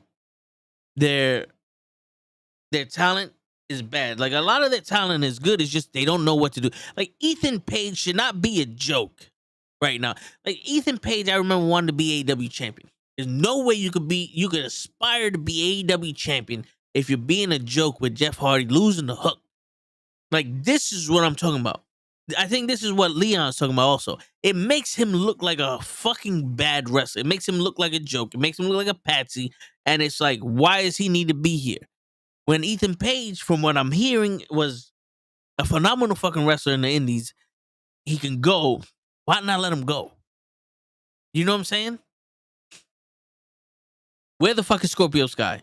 Someone tell me where Scorpio Sky is. They're falling with Warlow, Ricky Starks, Samoa Joe. Yeah, they're failing. Yes, they're failing with them. Keith Lee, I don't know why he just went up to Jericho and wanted to teach a lesson. Like, why is Keith Lee fucking with Jericho? What happened to I wanted to call him Antonio McDice. What happened to Swerve? What happened to Swerve? What happened to Scorpio Sky? The last time I saw Swerve, he was with two Aryan Nation white boys that look like they just got out of jail and now they're into the music scene. So want a psychology. Yo, I do. I want to be able to invest myself in the match. There's nothing more boring than seeing two people in a ring for however long it is, and they have no idea what they're trying to tell me. Like Rhea Ripley and Charlotte, that match to me felt like they wanted to be Gunther, Sheamus, and Drew McIntyre. They were hitting each other hard, but there was no flow in that match for me. I didn't see, like, the story didn't seem like anything until the end of it. And then Charlotte's just smiling. Like, why you got Charlotte's face in the fucking middle of the camera smiling when Rhea Ripley's the champion, when she won? Wait, I don't hear you. Give me a second. You still can't hear me? Jesus. No. All right, hold on. Let's see. Hello? Hello?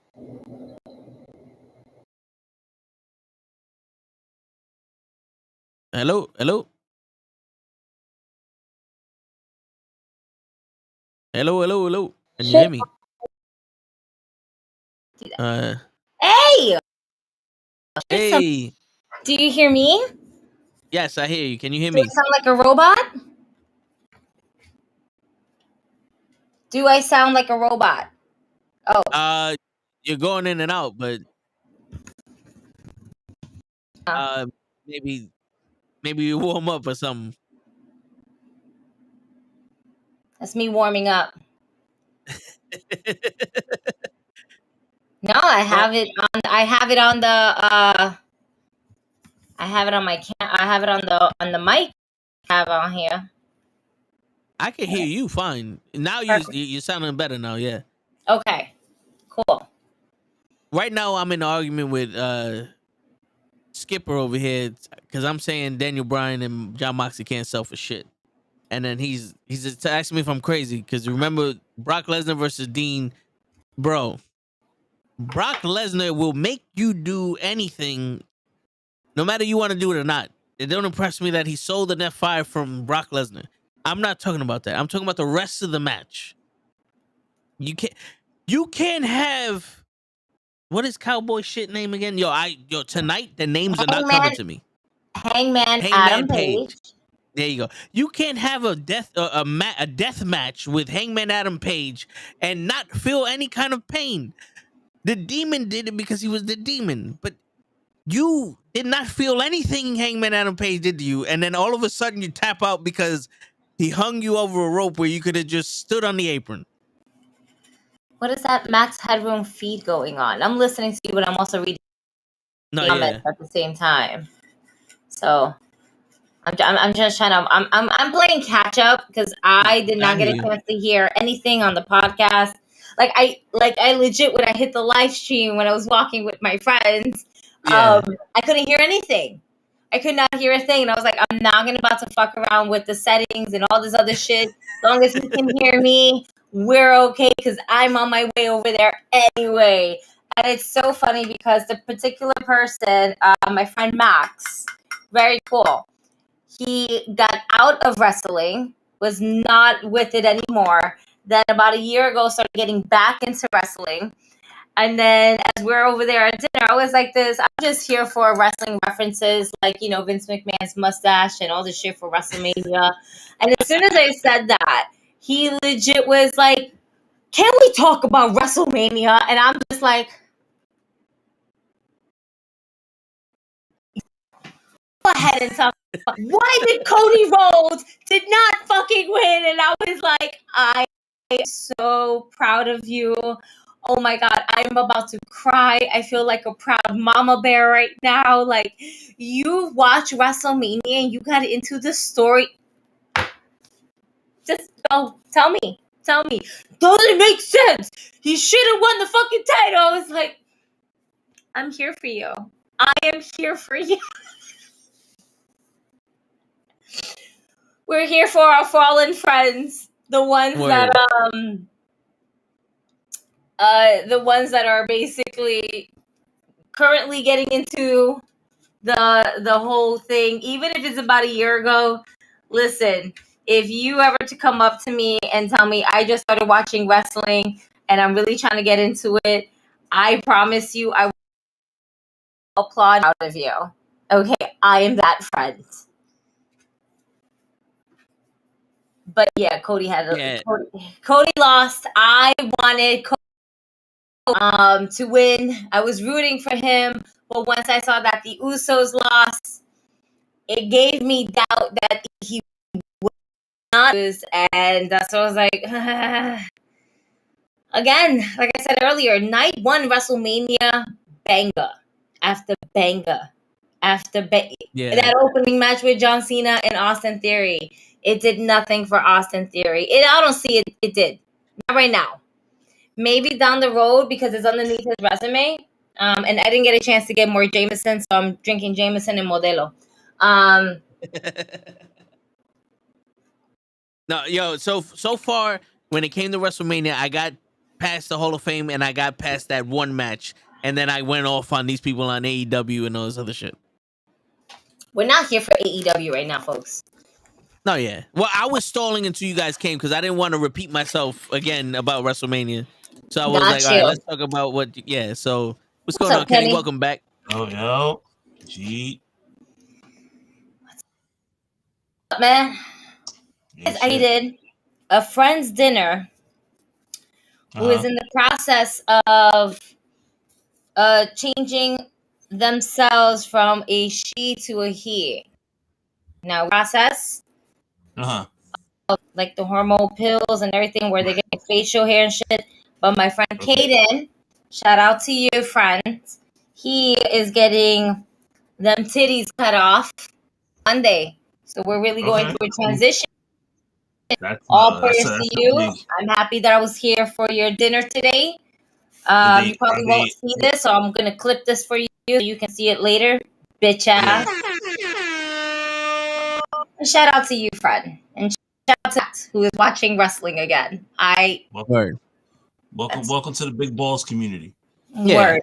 We'll be here. I don't know if he has a big chest, because if he does, then just lower it to your legs, and then you get money. I mean, he speaks Russian, so I'm pretty sure he has some big balls. I'm pretty sure. I think my friend will be fine. It's okay. He doesn't do well with peer pressure, though. we pressured the shit out of him for him to get dessert. He was like, no, fuck it, just get it for me. Every time, folks. This is what friends like me. You need me. Right. But the last thing I heard was you were saying that you wanted Cody to win. Oh, I mean, I think for our predictions, we want Cody to win to finish the story, right? That's what we were sold on, to finish the story. Even though Triple H has said numerous times that the story is finished, I think the story should have finished.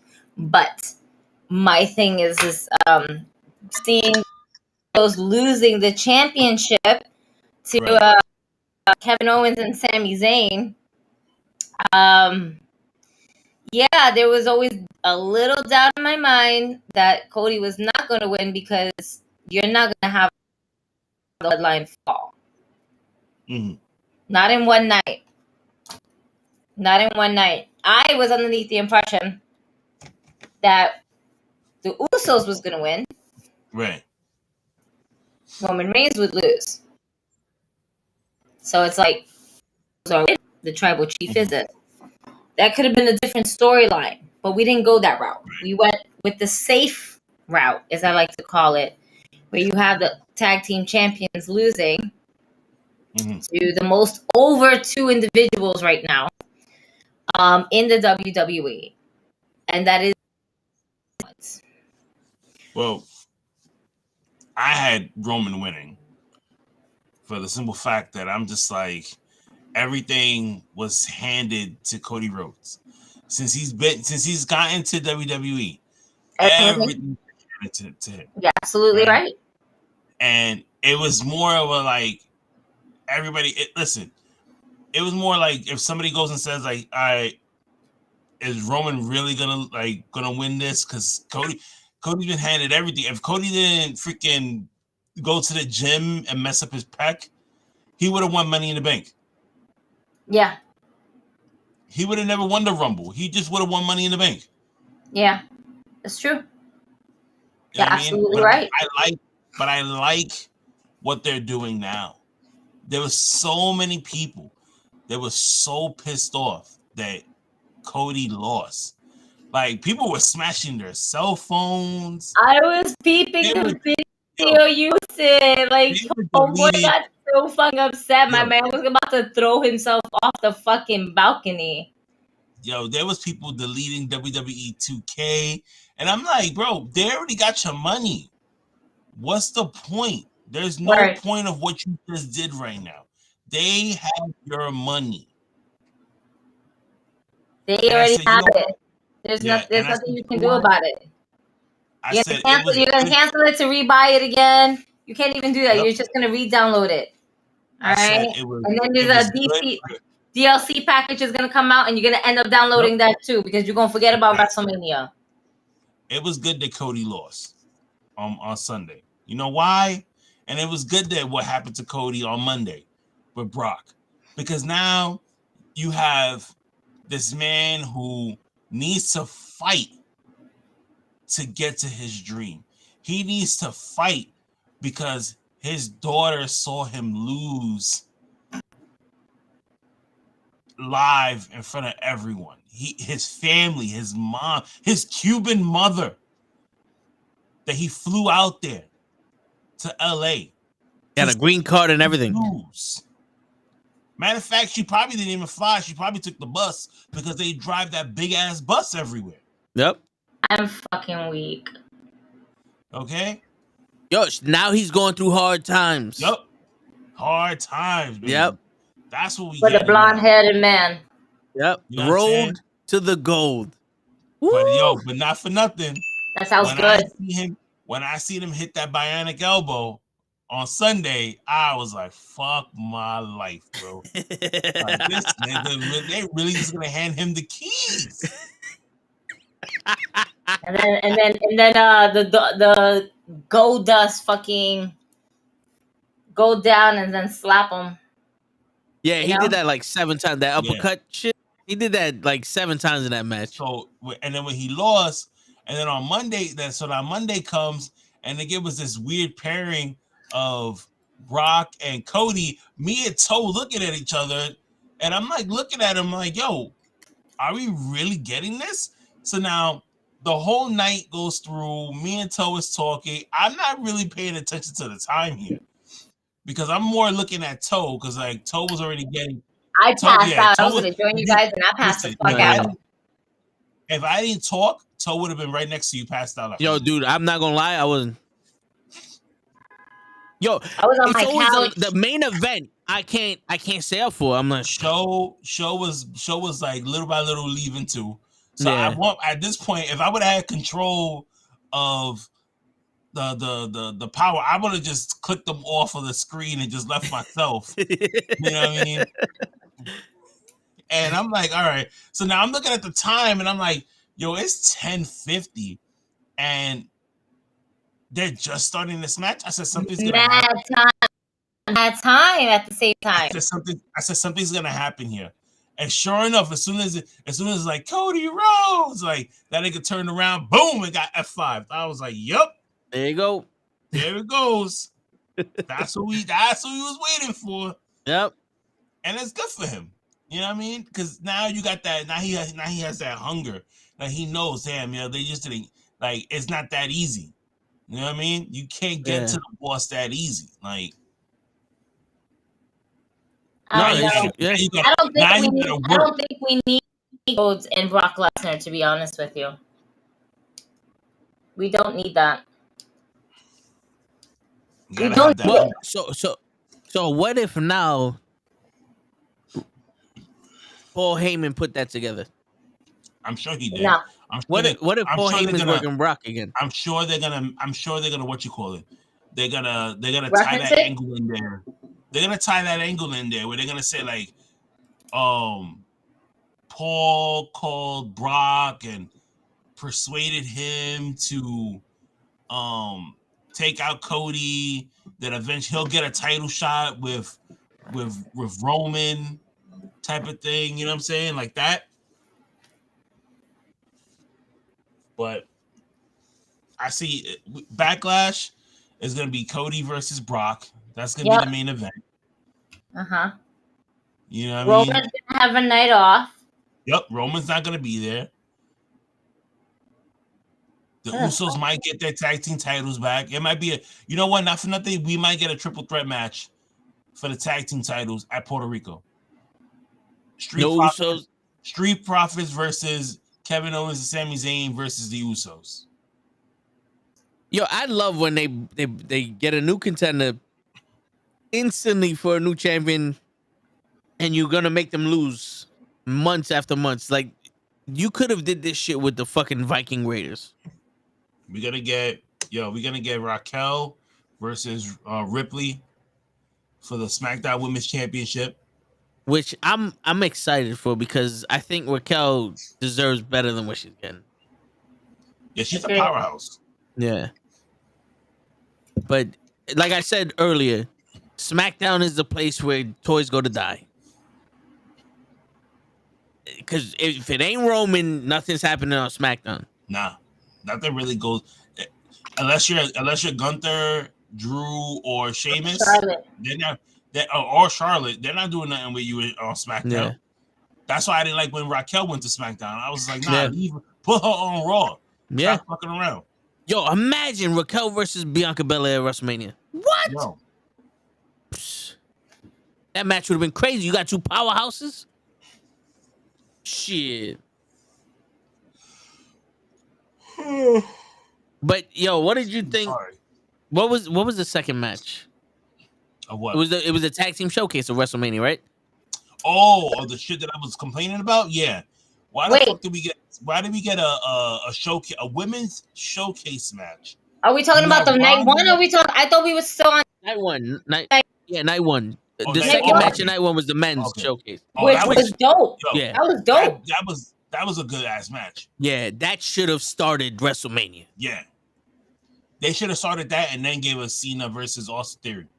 Yes, because not for nothing, Cena versus Austin Theory was one of those. I feel sorry for Austin Theory.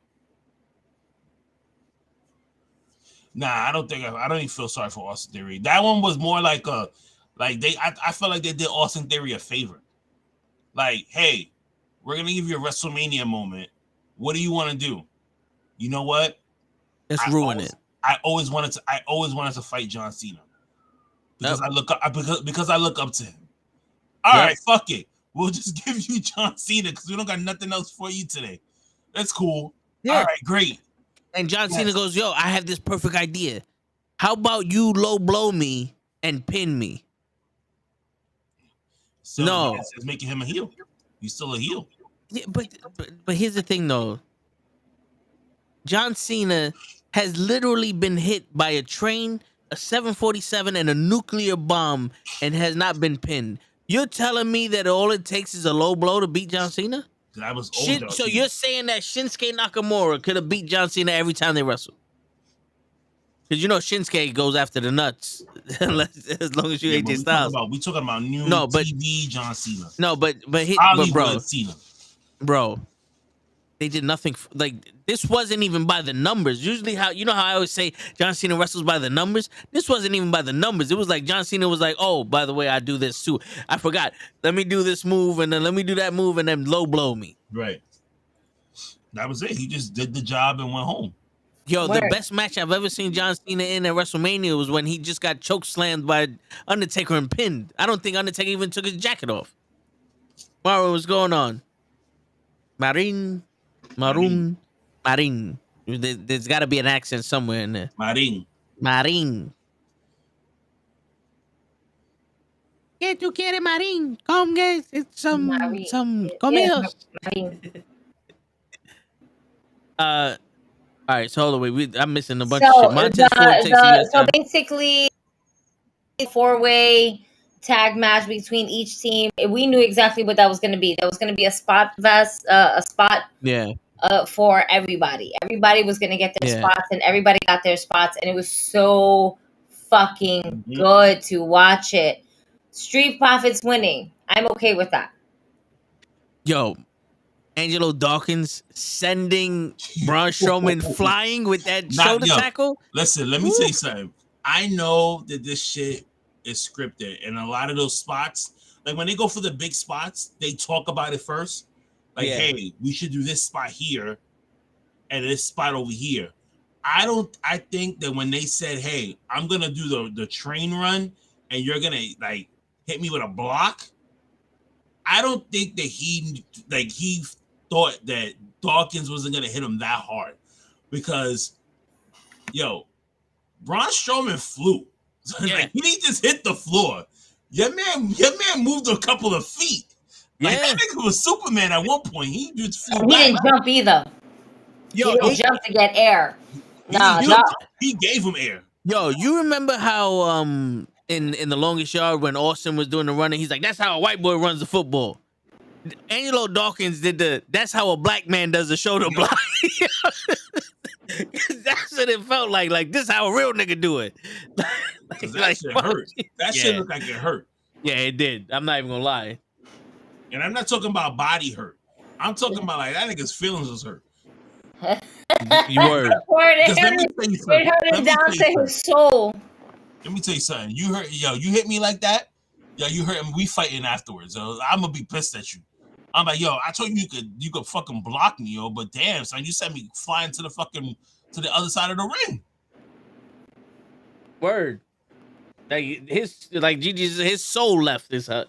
Like, they ain't no Braun Strowman no more. The Braun Strowman's soul is with the Fiend in Bangkok right now. We just got a shell of a man. that was Thoma of the weekend, bro. Like, I was just like, shit. I was like, what happened to you, bro? And then they kept showing it too. Like, that was like the highlight hit, because they just kept showing it. I was like, so now imagine, it's like you get embarrassed, like you peed yourself in class, and now everybody knows, and now the whole school knows. Like, how many? Like, you know what? Hold on, let me go on YouTube real quick. You know what the crazy shit is? That felt like if Michael Cole went to Corey Graves, like, you ever seen a dead body? Play the replay. Yo, you want to see a dead body? Word. That was one of those. Look, we did it just as hard as NFL. I'm gonna be honest with you. I think the only reason why they did John Cena versus Austin Theory was because Bray Wyatt got hurt, and they were supposed to do Bobby Lashley versus The Fiend. Yo, Bray Wyatt. We're gonna get into because I knew Bobby Lashley was gonna be out, like, to do something of WrestleMania, but I didn't think they were gonna just have him just come out, show the big ass trophy, and do nothing with him. I thought we were gonna have at least a small improv of like, yo, we're gonna fight. Let's fight now. Let's do this. And then have like a quick match. It could have been with anybody. You know what I'm saying?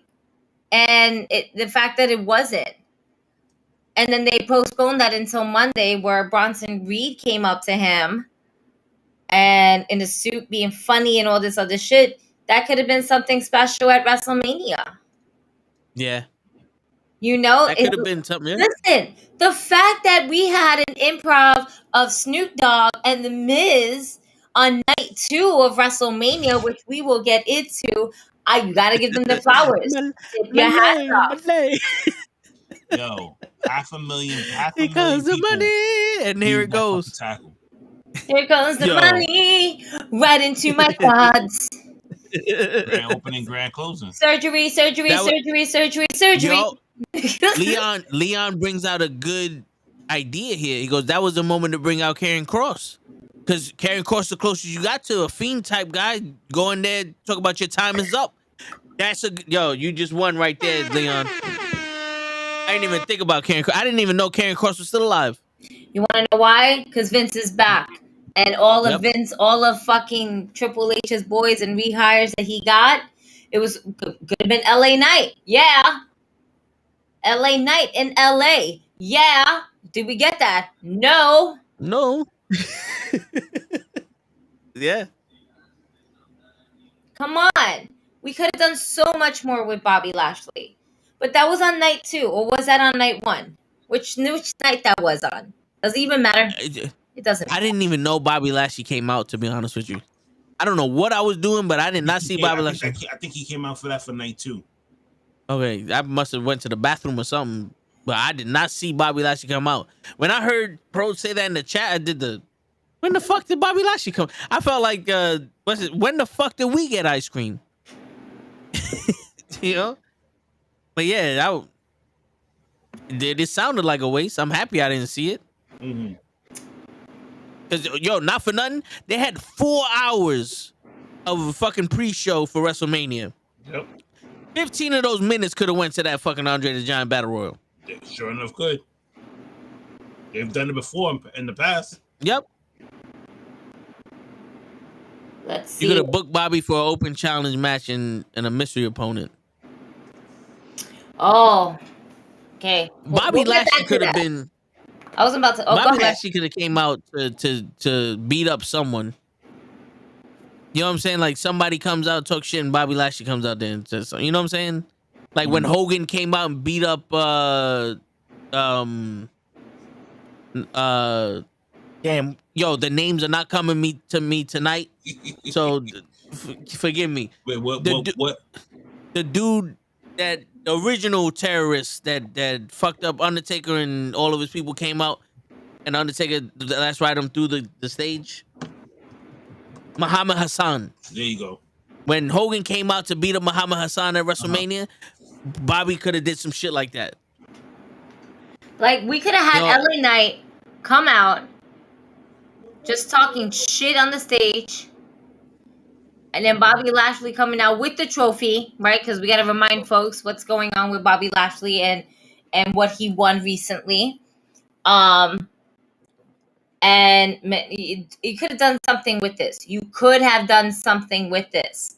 And what's amazing is that you could have let it continue on Monday Night Raw and just let it build. But again, that's night 2. Let's reel it back to night 1. Third match.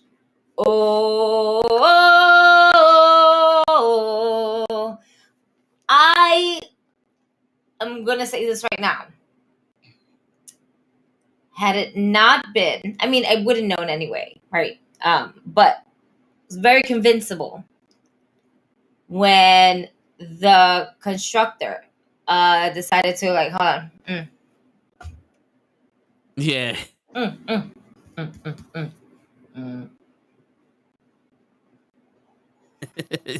Hold on. Ready? I'm also blessing my house. This is how I bless my house, folks, just in case you didn't know. Sage. Word. Sage is one in one hand and a blunt in another, so we got to mix it both together. It's beautiful. It's a beautiful thing. Try it. Nonetheless, the first time when he did it to, so he was facing the crowd. He did it to the right side. Flawless. Oh shit. The whole crowd just got into it. That's dope. Then he went to the left side.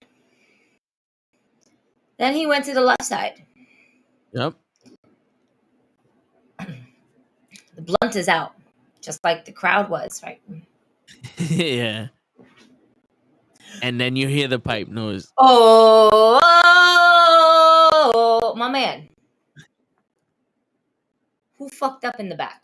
It can't be the guy in the front. He's doing his job, unless he counted a little bit too fast in his head. Which could happen.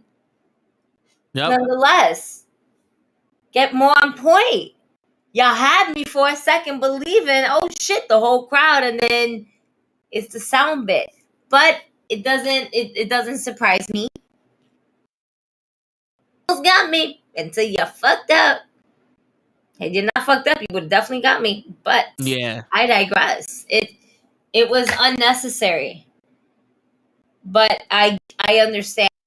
Quite honest with you, I feel that this WrestleMania and anybody can fight me on this, I don't care, had the trashiest entrances of any WrestleMania within the last 5 to even possibly 10 years.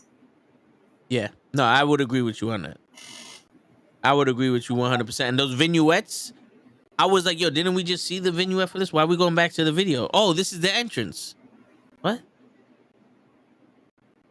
I had no idea. I had no idea Russell Crowe was going to be doing a whole thing.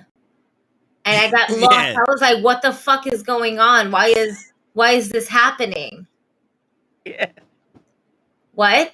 Yeah. Yeah. We're promoting a movie. Got it. Wait, what?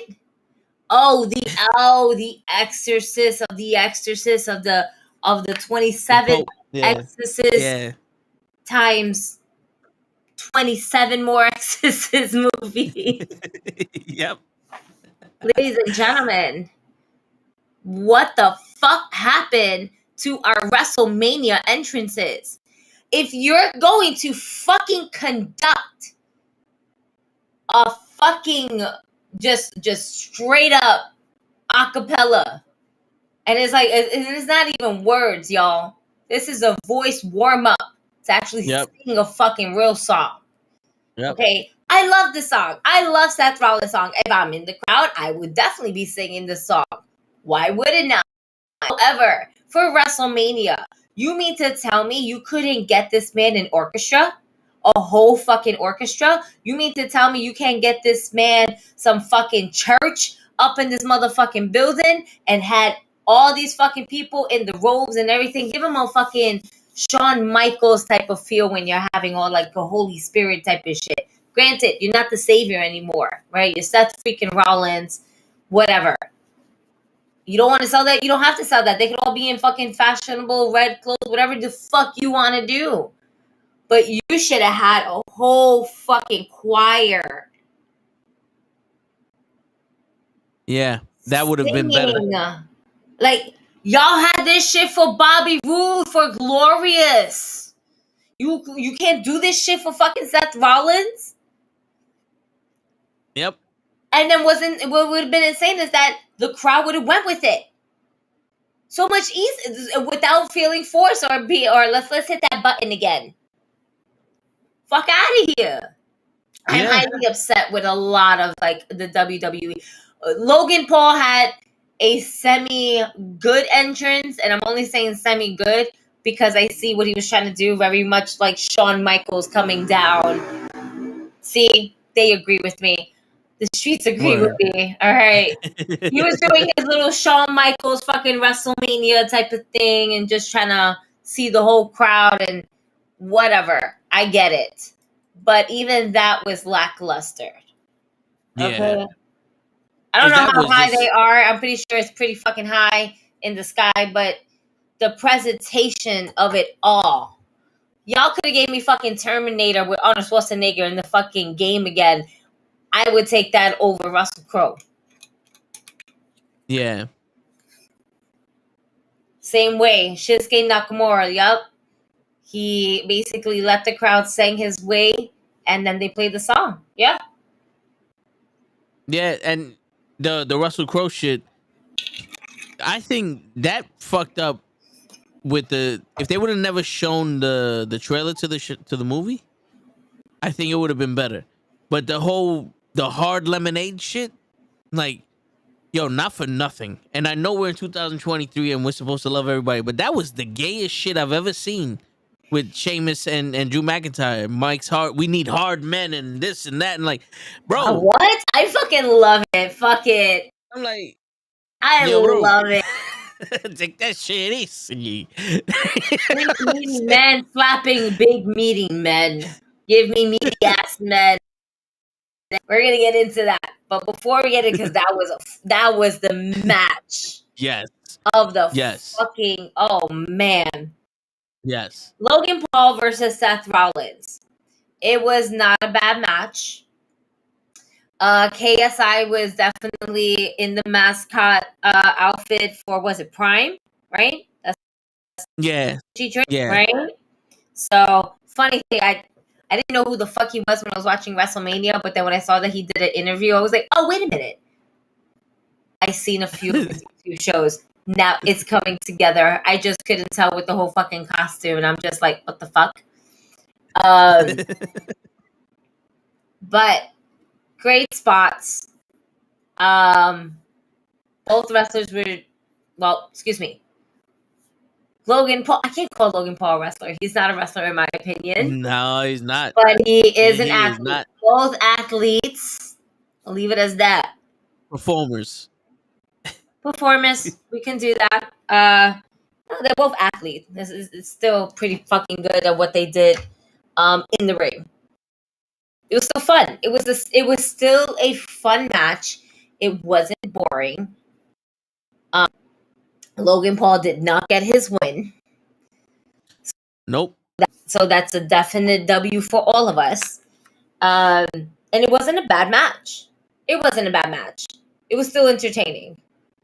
Even for this stupid shit of Homeboy being in the little fucking mascot costume and everything like that, you need some silliness in this world of wrestling, and that was great. You saw the spot coming.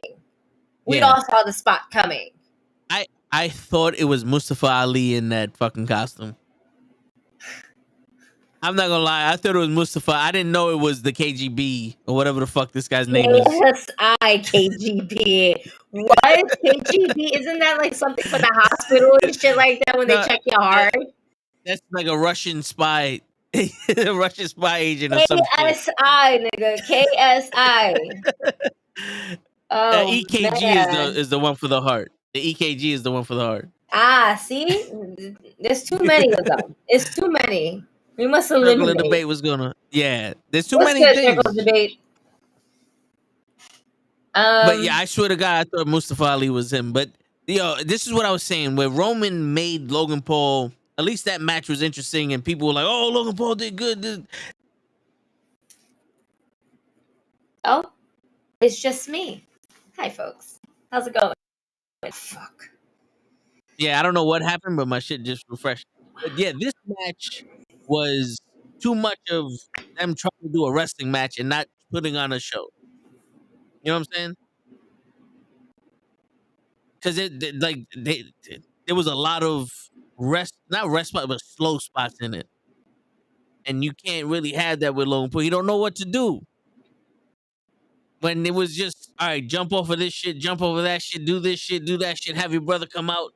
That's where they work. But when it's like, oh, we're going to have a match here, can't have a match with Logan Paul. Well, Logan Paul no longer is employed with WWE. We have finished our contract. We're good. We're good. Yeah, stay home. You're better off home. But thank you. You look better for when you're stopping home. by, bringing more viewers to the product. We appreciate your fan base. And hopefully you actually get some real true fans out there. And, whatever. The match wasn't bad. I rather enjoyed this match. I wasn't upset with the match, and I definitely wasn't upset with the outcome.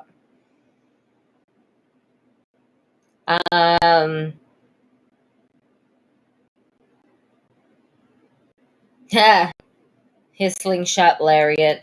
He did do a good slingshot lariat. Oh, okay. Next match. Here we go. Damage Control versus you Lita, guys are simple. Becky, and Trish. What? Fresh news. You guys are simple. But we're not complicated. We're wrestling fans. You want to do math here? Is that what you're trying to? You want to do Chicago math? What's up? Fresh news. You know what? No. You know what? Simplicity is the key, though. This is true. That's the thing. Simplicity is the key. You're simple. You're simple-minded. Simplicity is the key, my dear. Yes. Consistency is what's gonna get us there. Right. And welcome to the show. Upload your feed. All right? Yes. You could take that. Nah, you don't know what you're talking about. We don't know what we're talking about. Okay. No, all right, okay. Good for you, bro. and Just everyone remember has to a good like, day. subscribe, and share, and then go fuck yourself. That's the rules here. So I think, Why did yeah, Damage Control did not take this W? bro, I have no idea. What the fuck Yo, are we doing? did Bailey quit with that tweet? The love story's over. No, she didn't quit. Okay, all right. We don't know what I we're don't know. doing. Vince right now is back in charge. That's Yeah, what we're yeah. doing. We're at. Yeah, I don't know. I don't know what's going on here. Vince and his mustache are officially back. And his tan. He got a tan too, though. And he dyed his hair. He has black hair. He has black hair. Yo, my man looks like the only fucking Zorro. He looks like he puts on a mask at night and he chops Z's in the motherfucking shirts. Yo, Hello. Zorro. Yo, my phone. I'm proud to die. No, any character that Raul Julia played that had the greatest mustache bad right now, all right? Word. My man had the only mustache in that. And yo, I'm we will forever thank you for that, Vince McMahon. Thank you. Yo, for you and your mustache for giving us this much laughter in the world, knowing how much of a shit of a person you are. He got Botox in his cheeks, so his cheeks are a little plump there. He got some plump cheeks now. What's going on? My man went on vacation. He said, My man did the Madonna treatment right now, man. Jesus Christ. This guy. Sheesh. He's like, if I look different, they won't judge me for what I did before. Yo. So let's get into this. All right, really quickly. The match itself. They got into a brawl, right? They settled down. Yeah. I'm just kind of like reading through it. Some good moments. It was a little clunky. I agree with that. Stratus and Lita haven't been full-time wrestlers in years, so it shows. But Trish Stratus definitely came out to her old WrestleMania costume that she had. Yep, WrestleMania 21, last time they were in Los Angeles. Absolutely. So that was really cool to kind of get that throwback. Damage Control should have took this W. There was no reason to have there was no reason to have tag team and Trish Stratus win. Why? Because it's not like the tag team titles were on the line. One. Yeah. Two. I see what they're doing with this. We are now getting Trish Stratus being and feeling like the third wheel. Saw it on Monday, standing there like whatever. Obviously we're gonna get a Trish heel turn on Becky. It would be better if it was on fucking Lita, as fucked up as that sounds, but it would be like more hurtful. It's like, oh my god. What if they both fucking turn heel on Becky? Like they lose the title and Lita and Trish beat up Becky. And then let them both be heels, and then Becky goes after both of them. I don't know. It's like I don't want to see Lita versus Trish. And if you're gonna do something, I don't know why Becky needs to be involved, but I think it'll be dope because then you can have Trish and Lita fight for the tag team titles. Now they're heels, and they got a different dynamic.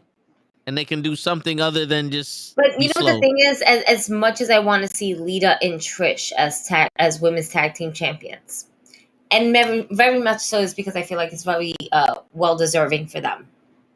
And I don't know if I want to see that right now. Well, this will be down the line because they're talking about SummerSlam, Trish versus Becky. So maybe like. But I don't know if I want it to go that far at the same time. Like, true. I don't see. I want. Okay, so I want the match, but I don't want it to drag on to SummerSlam. Why? Because there's other women in the division that should be in SummerSlam. I think like this torch has to pass. It's cool. It's cool. But as a fan, I kind of want to see a more variety of our women's division, just kind of like really getting mixed into all of it. And the craziest thing is that the one thing that WWE kind of lacks in is that they're missing another title for the women's division. You have all these women going after one goal. And I say one goal because there's a champion on Raw and there's a champion on SmackDown, and obviously one in NXT. But there's not, and I wouldn't suggest this for NXT. NXT should only have one. But I would like a championship, not similar to the 24/7 champion, not like that, but a champion that will be able to be defended on Raw and SmackDown. A TV title. Yeah, pretty much. You don't need one for each. You don't need one for each roster. You don't need one for Raw. You don't need one for SmackDown. You need just one for Raw and SmackDown. You need someone like Jade, who's going on your Wednesday shows, who's going on your Friday shows. Very rare on occasion, she'll be on a dark show, but that's because they're probably in a live crowd. But even then, there's a missing element. And the thing is that there's, when it comes to the women's division, the only one goal to chase is the women's championship. They have nothing else to go for.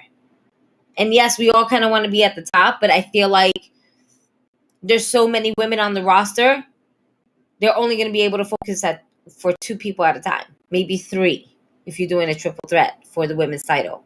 And then you have all these women on each of these rosters that have nothing to kind of like fight for. Yeah, and that's what hurts them. And then we have the women's tag team champions, but we have that. But at this point, it's like you still need 2. I need a singular one. I need a second singular champion in the women's division. It would help people like Raquel or Rhea at the time when she was with the Judgment Day, Asuka. Yeah. It would help them because they don't have to be a part of the world title to be in a major storyline. Because that's one thing we're lacking in the women's division is that secondary story. Yeah. And well, whether it be from secondary, well, it's a secondary single story, like single content. Yeah. Because if you say second, again, we have the women's tag team though. You know what I'm saying? So that would be a second storyline. You need a second singular storyline besides the women's, like you said, TV championship type of style. Yeah, I was saying the TV title for the men that went around Raw, SmackDown, that would be like an Intercontinental division where you had US and the Intercontinental title be the top titles of each show because Roman's gone. But for the women, I can see that also. Also, like, not for nothing, I don't know how you would feel about if they just had an all-woman brand. And they said, fuck it. On Mondays is Raw, Fridays is SmackDown, on Wednesdays it's women. So, what is it? WoW? Something like that. So, yeah, something like that. Where you can have them on, like, you can have your Raw champion, SmackDown champion, but you have an entire show to women, and you can have your champion there, or like the TV title being defended there, and the other women being showcased. And then you can have your main stories on Raw and SmackDown, and then all your other women there. Not with the current creative team that is there. Yes, but not with the current creative team that is there. Because they would run it into the mud. Yeah, they would. They don't know how to do shit. In the right hands, yes. With them, nah. That's the only fucked up thing to kind of say about that. If Triple H had actual control to do what he wanted, all right, cool. He doesn't even want to have one foot out the door, and they're already forcing that shit on him. They're like, I'm not taking my foot out. Yeah, we'll stab you. Yeah, I have a theory that this was all you have an Austin theory? They fucked with the wrong guy. Like shit, Stephanie and Triple H pulled their trump card with the whole rape allegations, and Vince McMahon was like, "Okay, let me show you how to play this game." And he said, "All right, I'm gonna leave, but I'm still there, and now I'm gonna sell this motherfucker, and none of y'all bitches get shit. And guess who's still in charge? Me." I think it was a fucking family quarrel that happened with they're trying to get control of the company, and Vince is like, "Yo, I am not leaving this shit until I'm dead." And as soon as the whole he's raping people shit came out, he's selling the company. And I said this was a mask for them not to see the shit. And I swear to God, Gigi, I think we saw the McMahon family battling for this company, and we saw Stephanie and Triple H lose. I agree. And so with that being said, we also have Triple H coming out tomorrow on SmackDown, from what I read somewhere. Yeah, I can't tell you the sources because I don't remember off the top of my head, but I saw it a few spot pages that I normally follow when it comes to good news. Man, it's just getting ugly, and it's fucked up for me to say this, but I think when Shane McMahon came out for his WrestleMania pop before he popped his quads was the straw. He got a pop, all right. I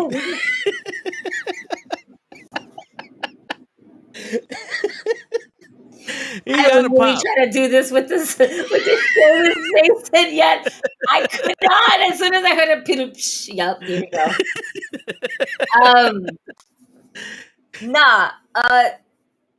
Yeah, so he got his pop, and then he popped his quads, and then fucking Vince McMahon was like, that was the straw that broke the camel's back. Fuck you.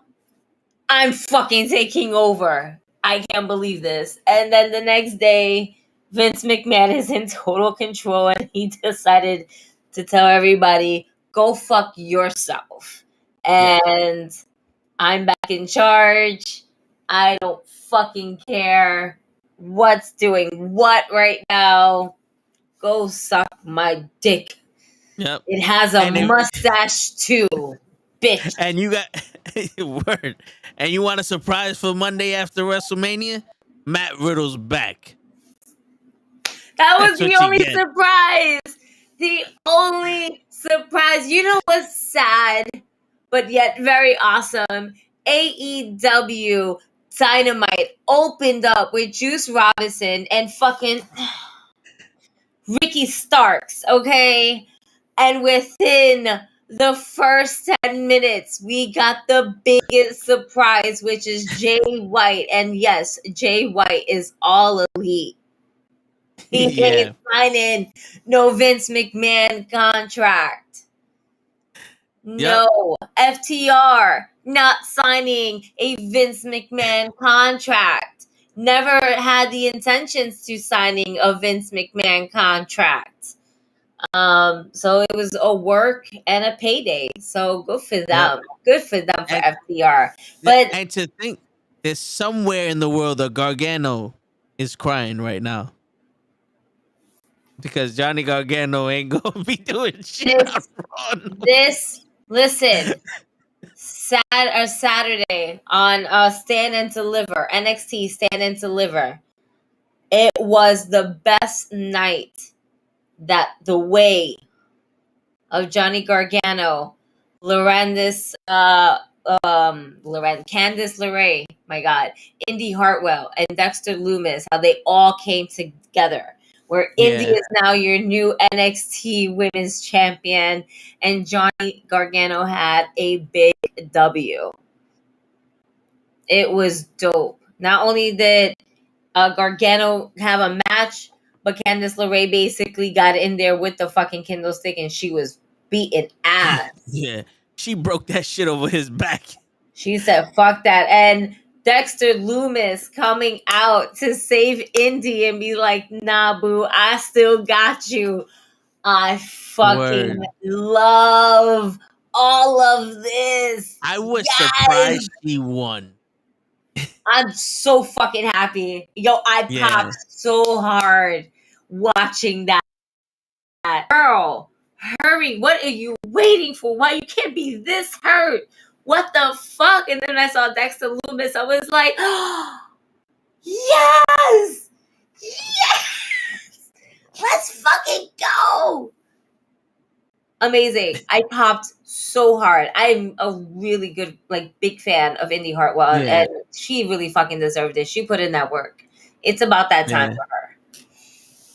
My brother was like, yo, I want Indy Hartwell to win, but usually the people I want don't win. And then she won, and he's like, she won? What the fuck? What? She won?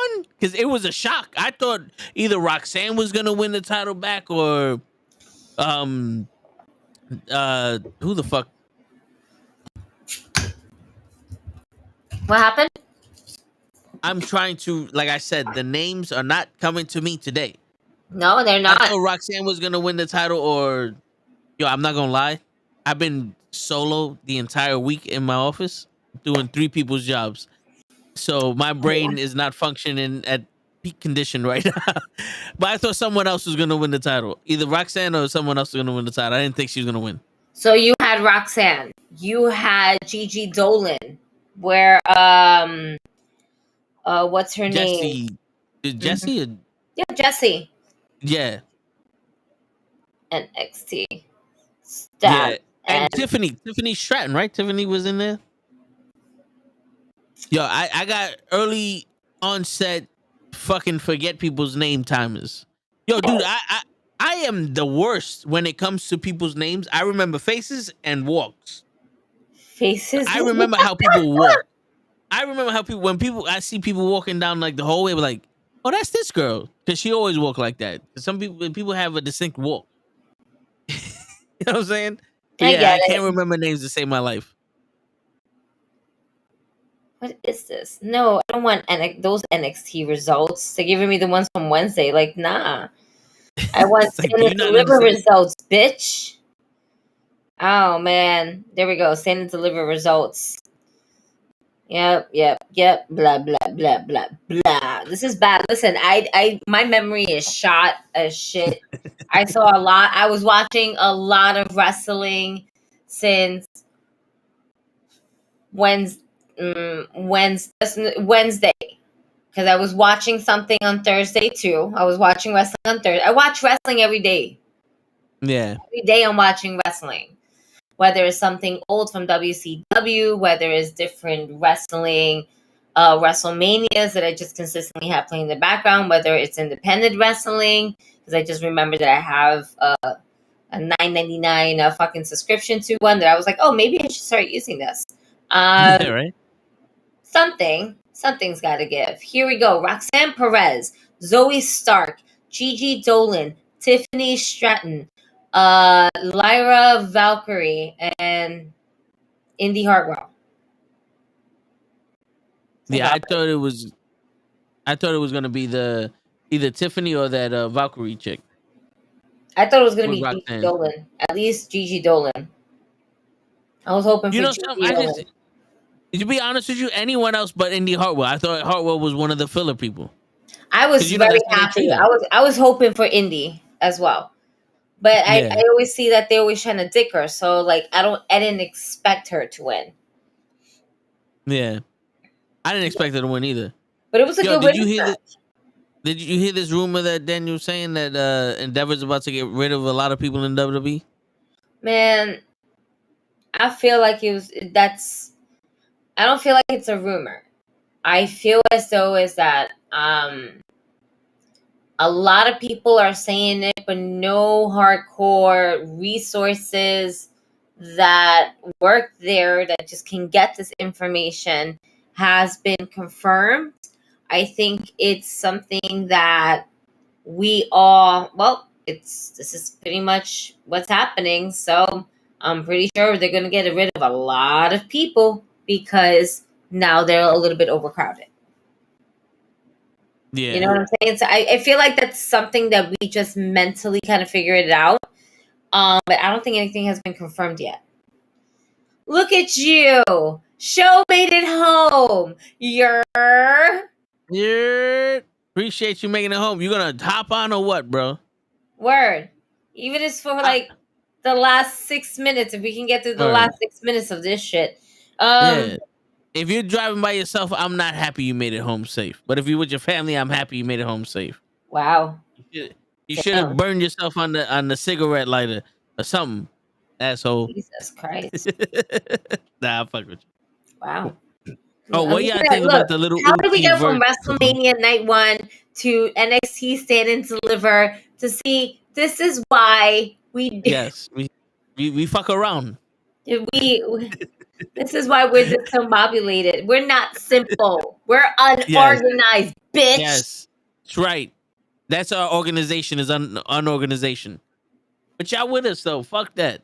You know we go down where the path takes us. And if you don't like it, we got 2 words for you. Go fuck yourself.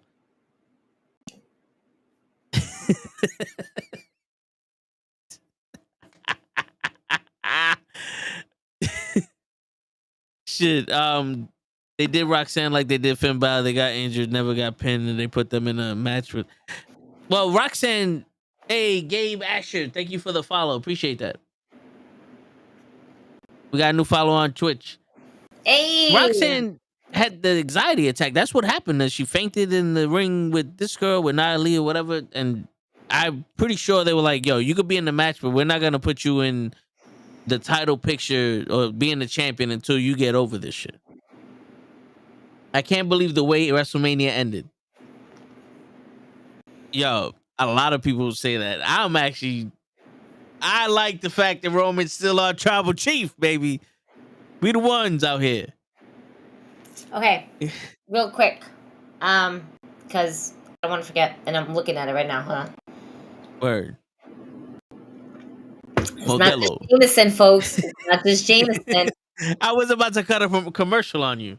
It's not just Modelo's for the hardworking workers, like Gigi from the NuKKle podcast. Where she works hard trying not to kill Toe every time he says something stupid. Those are our I'm playing in my head right now. Ooh, ooh, ooh, ooh. Like I hear the whole song playing in my Oh man. Oh shit. Oh man, I'm fucking done. Ladies and gentlemen, if you're watching this, please go ahead and give my boy a follow. Purple's Best Wishes guy. Check out his vlog, youtube.com/Bosch Star Productions. PROT. I'm terrible. I am so terrible at this. Let's do this one more time. youtube.com/BobStarProd.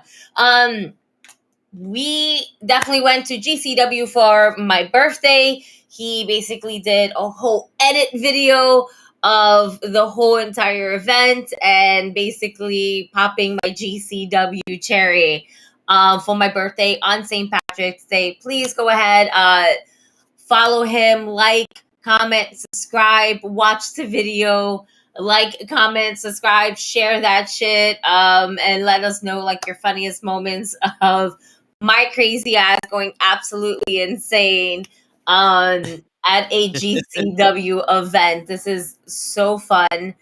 I'm excited. I didn't even get a chance to watch it yet. I've just been kind of just on the move all day today. G-plug. Go watch the Super Mario Brothers movie. It's fucking great. It's so fun. If you're a child at heart of fucking Nintendo, word. This is dope. This is fucking dope. All right.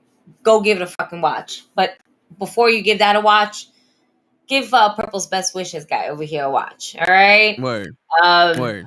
I'm sharing it on my IG stories. I'm going to share it on my page as well. Thank you guys for liking, commenting, and subscribing. All the fucking Vince McMahon memes that we've been putting out there. They just keep getting better, baby. And we're just going to try to put all of them. The production. Yes, but it's not production, sir. It's PROD. That's it. Bosch Star PROD. There's no auction. Yeah.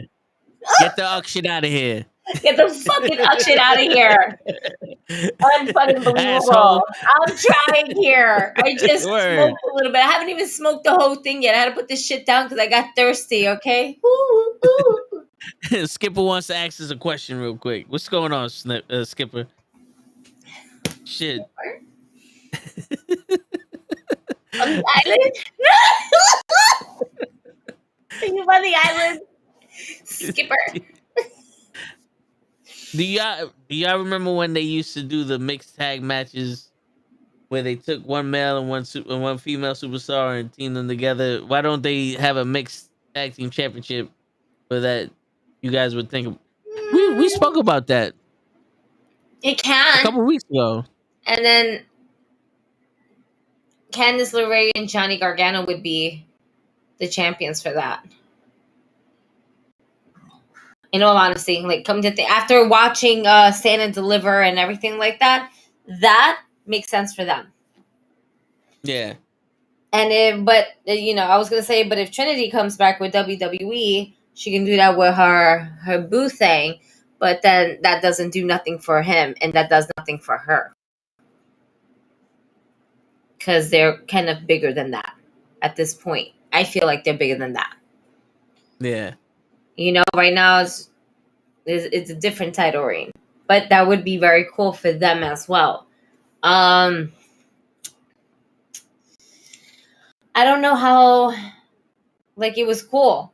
The mixed tag matches that they had, it was very cool when they had it, and it was for a good cause. It was for charity and shit like that. I think they should bring that back because it was fun wrestling.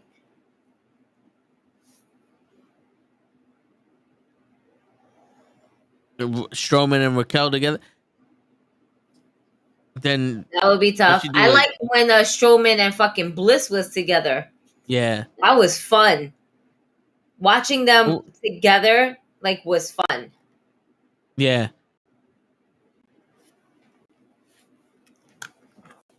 Yeah, but see, you would need Big E and Carmella to come back because that's the team to beat right there. Big E and Carmella. They wore the same outfit, literally. Just one was a little smaller than the other. All right, we gotta finish WrestleMania though. Yeah, no, I that's exactly where I went right back to the card and stuff like that. Yeah. So I was like, yo, get your ass on. Show, hurry your ass up. We're even staying a little overtime so you can make it to your 18th floor mansion that you got. But instead of to the 18th floor, you must go down to the basement, to the dungeon. Word. All right, so what we just finished which match for WrestleMania? We didn't even try to finish it. Well, Damage Control. Oh, yeah, Damage Control. Yeah. We didn't. We both said that they didn't need it. This one was good. This one was fun. Dom versus Papi. Yeah. Great. Yo, Dom's entrance. I swear to God, I was like, I don't know who told this man to do this, but they had to have had a comedian write Dom's story because in my head, I'm like, I'd have done the same shit. You know how I exaggerate shit. I'd have did the same shit if a police officer spoke to me, I would be like, I just got out of prison too. So him coming with the I was like, my man's been free for months and now he's in a corrections office. Like if he just got out of jail to do this match. Like what? Like what?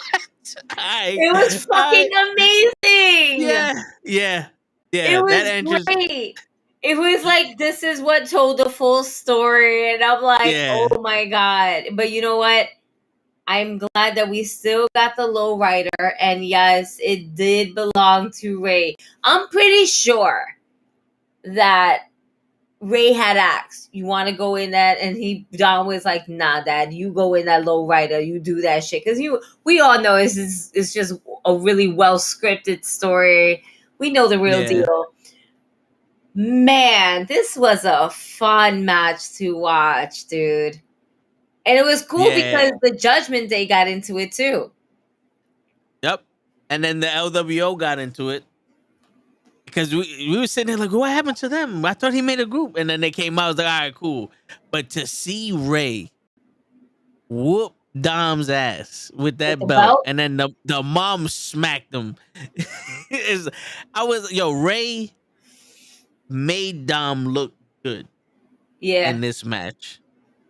And right after WrestleMania, I was like, all right, this is what Ray needed. This wasn't for Dominic. This was for Ray. Oh yeah, for sure. Am I the only one that heard the siren and thought it was Big Papa Pump? Yes. Yes, because after what the woman from TNA said during WrestleCon, you saw that? You mean the TNT? No, no, you're right. TNA It's Impact. Yeah, no, I'm sorry. Yeah. No. Yeah. So yeah, Rick Steiner definitely basically not Scott. Rick, the brother. Yes. Break his papa. You a man. Get the fuck out of here. Word. You a fucking man. Fuck you. Get the fuck. You don't belong here. What? That's crazy. We expect that behavior from the brother. We don't expect this behavior from Rick. Yeah. And not for nothing, don't y'all train with women too? It's not like men and women don't wrestle each other. It's just on TV they don't do it. And it's like, in my head, I'm like, yo, wrestling is supposed to be the one thing that we actually supposed to invite everybody to. Because it's around the world. It's a culture that's worldwide. Why do you have an issue with her? Because she is a transgender. Because he identifies herself as a she, and she has been doing amazing work in the scene. And the fact that this action was done is just really uncalled for. Yeah. Why are we being so fucking where's this phobia coming from at this point in time? It's ridiculous. Yeah. It is ridiculous. It's here. It's hard enough. Yeah. It's hard enough without the shit, and especially from a legend in the company that she's working for. The business she's in, you're a legend in it, and then you're gonna do this shit. Turn around and be like, you're supposed to be the good brother. Yeah. You've been hanging out with what the fuck? But the thing is, like, why do you need to say this shit, though? If you have an issue with her, then just don't talk to her. Why do you need to scream out the top of your lungs like you're some kind of idiot child? In front of other people. Yeah, like you're purposely doing this. Yeah, to make her feel bad. For what? Like, for what? In all honesty.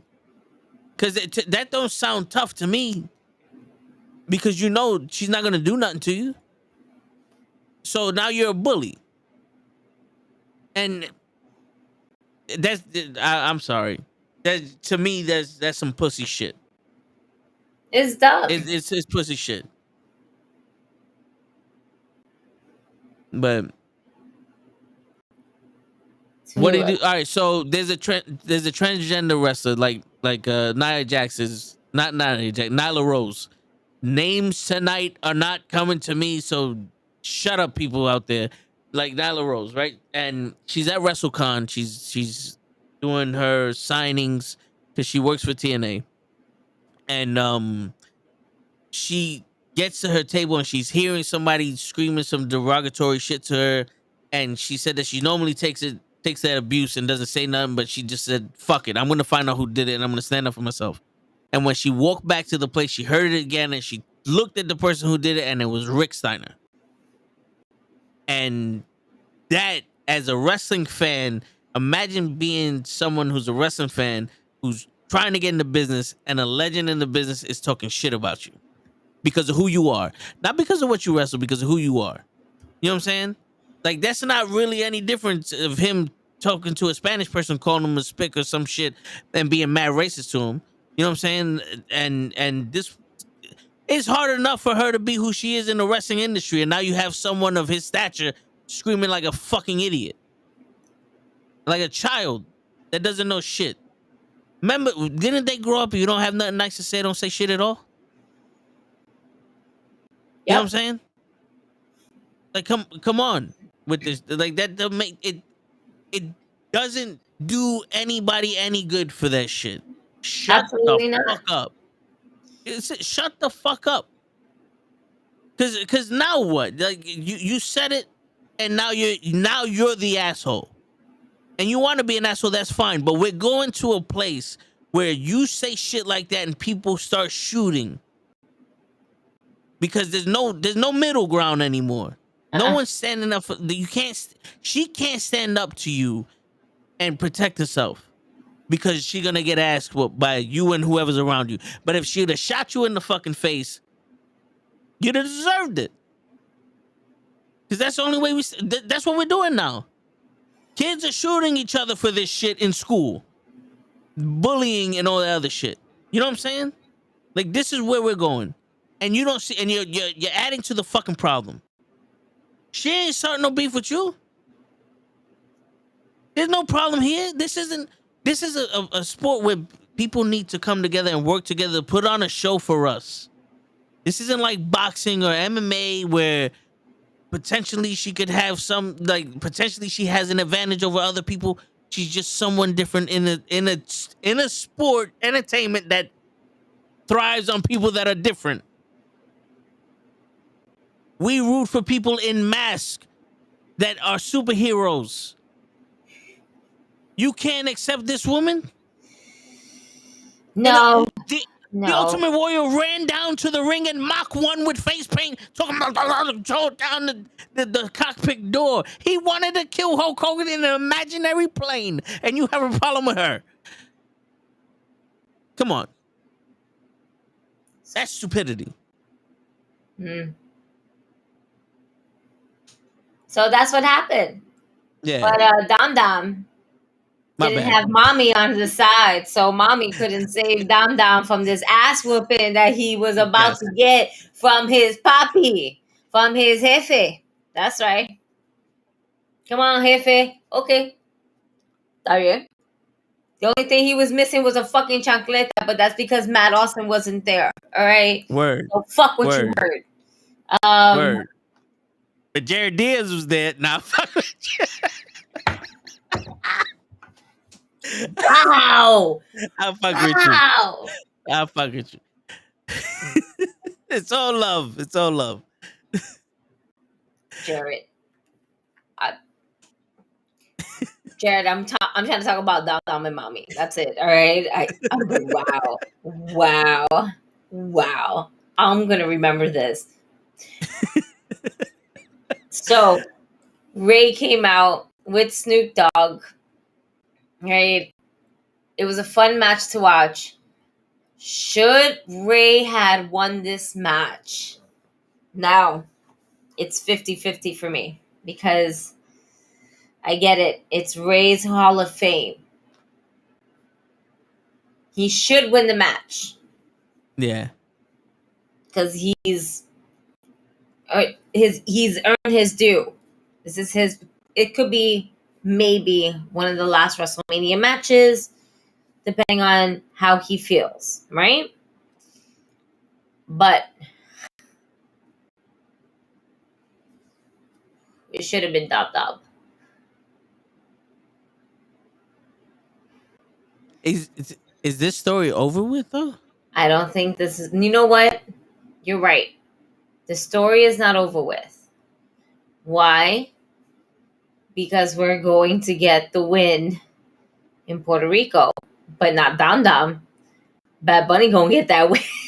Because you can't be in Puerto Rico, be the host of fucking Backlash, and not get a W in Puerto Rico. You are out of your mind. I am going to say this right the fuck now. I said it when it happened, and I'm going to say it again and again and again.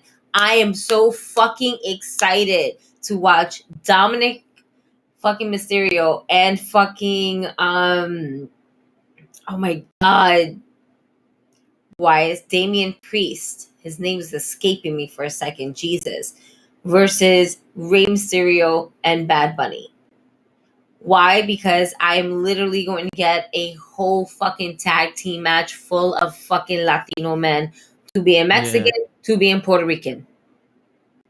And it is going to be fucking fun because Damien has worked with Bad Bunny before. He knows what he's about. And if this shit is taking place in Puerto Rico, you best believe Bad Bunny is going to make his fucking move to go back to Florida, to go back to training, to make sure he has one of the greatest matches that he feels like he needs to go ahead and put on in front of his people in his hometown. And and the crazy shit is, like, in Puerto Rico and in Mexico, like, the Mexican wrestlers in Puerto Rico are the heels, and the Puerto Rican wrestlers in Mexico are the heels. And now we got Mexico and Puerto Rico versus Mexico and Puerto Rico. That's gonna be interesting to see who they cheer for. I'm here for they're all gonna of cheer for Priest. Yeah, they're gonna cheer for Priest also. No, they might boo him. They might boo him. They might boo him. I don't know. You know what? It could be just a mixed reaction of everything. Yeah. I want to see Zelina Vega in a fucking match in Puerto Rico. I don't give a fuck who it's with, and she needs to get that fucking W. She should go up against somebody like Tegan Knox. Why? Because her and Tegan Knox, I think, would have great chemistry. They're both kind of built the same. You can have your your fucking Goliath and David fucking matches, but those never fucking worked out for her. She needs to have somebody to work with that's her frame. Yeah. And they have the luchador style and shit. You know, Raquel Gonzalez.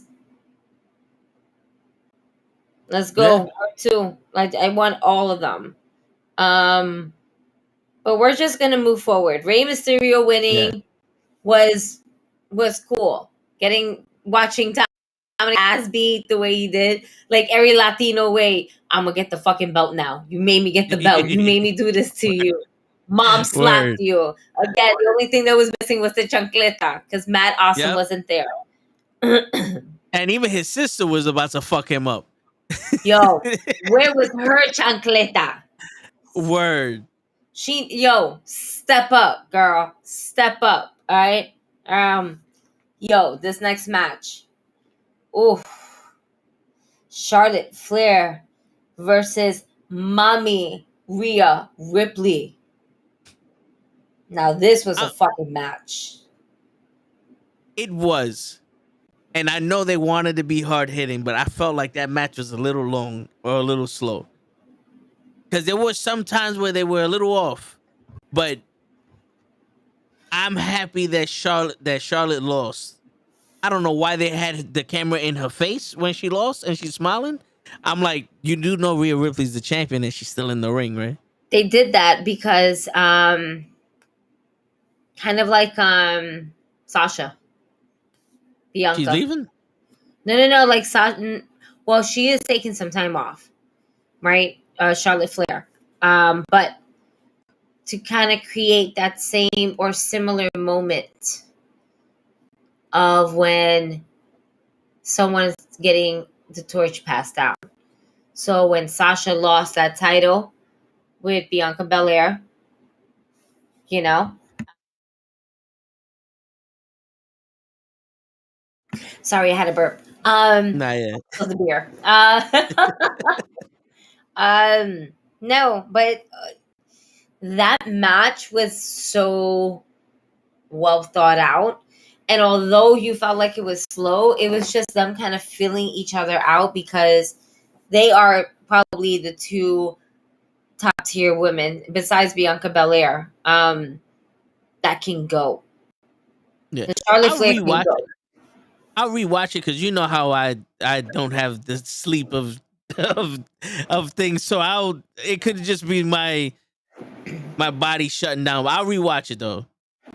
I would say rewatch it. Give it another try. Give it another go. You'll be able to see like some things like a little like, oh wait, I didn't catch that the first time. You know what I mean? So I enjoyed it. As for the women's championship matches, not counting NXT, just out of the two nights, this one was the better women's championship title match for the weekend, in my opinion. For some reason, it felt like Asuka and Bianca were on, but some spots they were off. I'm gonna be real. By the time I got to their match, I was getting a little tired. Well, that triple threat match took a lot out of us. That was a lot. That. You know what? True, and I think that was probably the problem because wow, that was the match of the weekend, in my opinion. Oh yeah. All right. With Bryan Danielson talk about he ain't seen no real wrestlers this entire weekend. Bullshit. Bullshit. I saw 3 of them at least. And they was slapping the fuck out of each other. Word. Right. There goes the man meat smacking. the big man meat smacking each other. There you go. So the next match though is The Miz versus Pat McAfee. Now this was one of the matches that Snoop Dogg was like, nah, cool. I'm just gonna throw a match. Get a ref in here. Nah, you cool. I appreciate the fuck out of Snoop. I appreciate him so much. Yeah. This wrestling community and all that he does, even if he looks like a failed cat when jumping on the top rope and never making it to the target. You guys know what I'm talking about. If y'all have never seen it, it looks like a cat is gonna make it, and it's just like meow, and it goes nowhere. That was Snoop going on the top rope. Never allowed this man. This man ran the ropes. You gotta appreciate him for improv. For like, yeah, my man did the little gangster lean on the rope, like yeah, word. He didn't even. No, he didn't. No. He's just like word. Yo, but he got more airtime on his people's elbow than what he ever got from going to the top fucking rope. Fuck with word, all right? He put more airtime on that people's elbow than what he fucking did on that top rope in AEW. Fuck that shit. Stick to the people's elbow. Let's go. I'm okay with that. Yeah, that shit looked like it kind of hurt too, because he has like knives for elbows. So, bones, my niggas. That niggas are full bones. Throw a dog a steak or something. Shit. Yo, word. I appreciated Corey Graves announcing that match more than the match itself. When Corey Graves like, we should fucking fight. It's like, Pat McAfee, get out of here. That shit, I appreciated the announcing. Right. I felt like this WrestleMania, they said, Michael Cole and Corey Graves, do your thing. And then Titus O'Neil came out and just fucking made that match. Titus O'Neil coming out and being on the commentary team, because that shit was fucking amazing. Yo, the best call of the night. If Gunther slapped me like that, you gonna call 911. We calling the cops. I'm not getting chopped like that. You calling the cops. Call 911. I was like, you right? Nope. Call. You better call 911. Call 911. And he kept interrupting. He kept interrupting Corey and Michael Cole, and they're like, just go ahead. That was a beautiful, great fucking match. Yeah. But The Miz versus Pat McAfee. Did we see Pat McAfee returning? I didn't. No. That was a surprise to me. Same. When his music hit, I was like, "Who the fuck is this?" And I was like, "Oh, Pat McAfee." And Michael Cole popped. I was like, "Okay, Mike, shit." It's Michael hard to Cole see was you like, pop. I didn't know nothing about this. I never knew Word. anything about this. Corey Graves is like, this is bullshit. You fucking liar. Fuck you. You're lying. You knew all about this. I had no idea. Of course you did. Liar. That was great. That was funny. It was a fun moment. Yeah. But backflipping off the top rope was a very fucking cool moment.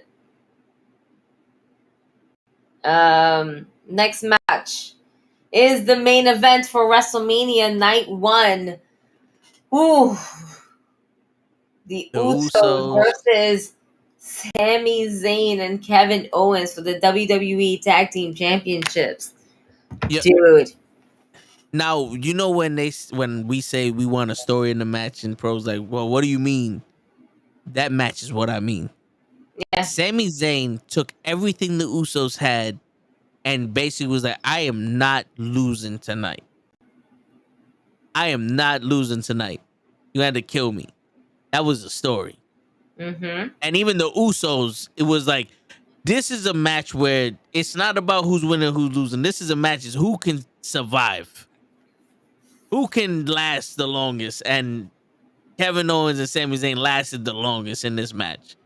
That match was a work of art. That match, my brother turned around to me and said, if we were going to win the tag team titles, that's how I want to win it. That was a good fucking match. That was... Yeah. That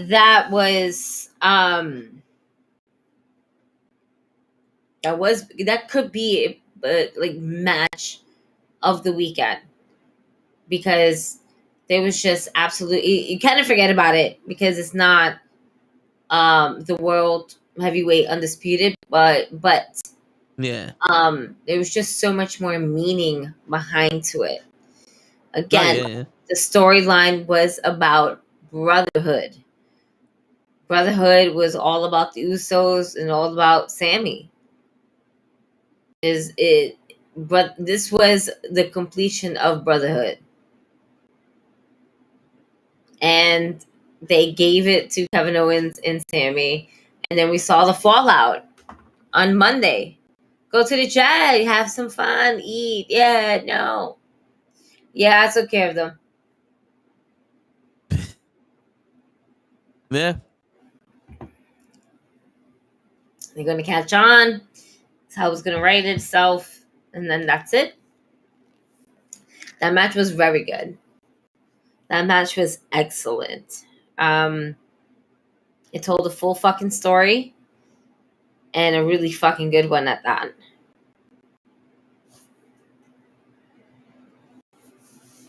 Yeah. That was a beautiful fucking story. Now it's like, where do we go from here? Because I feel like the Usos now are going to be in the storyline with Roman. They're in the storyline with Roman if they get the tag team titles again. Because right now, Roman's not fucking with them. That's what I'm saying. It's like we're just going to see them be pushed to the side and shit.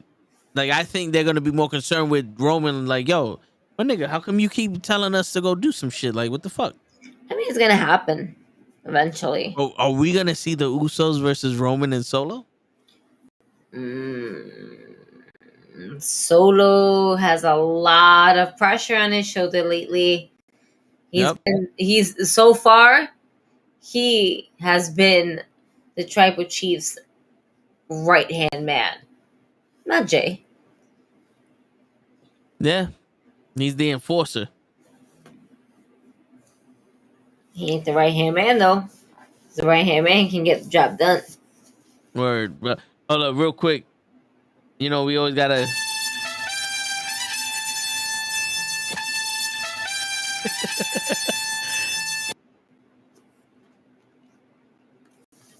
It's backwards, dude. Yeah, it is backwards. Is that just music? It's the only way we don't get copyrighted. Light it up, Gigi. Light it up. Show, we're on night 2 of WrestleMania. Let's do it. And we're going to start off with Brock Lesnar versus Omos. The worst match of the whole WrestleMania. Why we had this match? I don't know, but Brock Lesnar did his best to try to make Omos look strong. He did his best. Oh, wait, Show just came to take off his headset, and he got another. Oh, my man got 2 headsets. He got 1 headset for me and 1 headset for you. There you go, Gigi. Speak now. Oh shit! He just broke his fucking thing.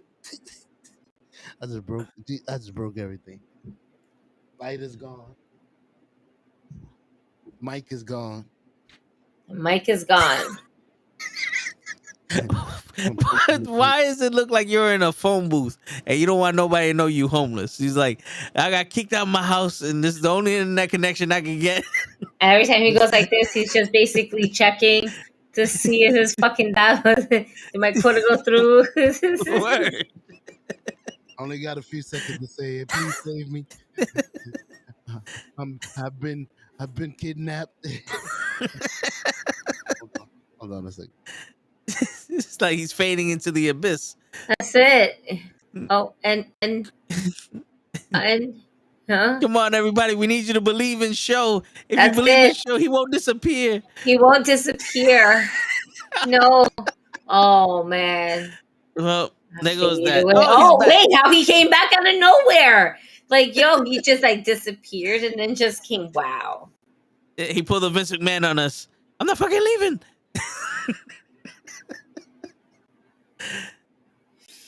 No shit. All right, Brock versus Omos. Yeah. That didn't. Yo, I don't know about y'all, but I would have loved to have seen Bobby Lashley versus Brock. Yeah. Since, I mean, Bobby wasn't doing nothing. But I don't think Brock wanted to do that again. They should have never did it at the Chamber. Yeah, you're right.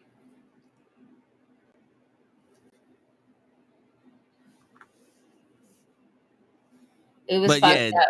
But yeah, sorry. No, it was fucked up. And this did nothing. It just showed that Brock Lesnar is not invincible. His back does hurt him. Yep.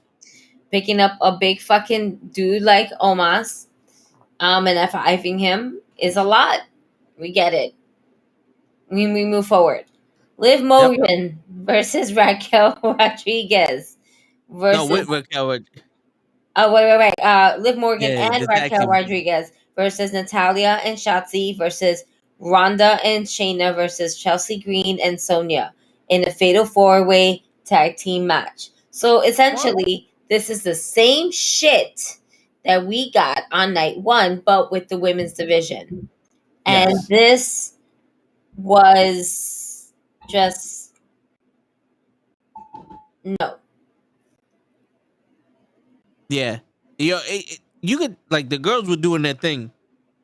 But the minute Ronda got in there and won with that shit, it was like, why was she there? If she's hurt, why was she there? Even Kenny got confused. Kenny's like, yo, if they won, they should be the number 1 contenders for the tag team championships. They should be the tag team championship number 1 contenders. And now they're not even wrestling for us. It's like, why did they win? Wait.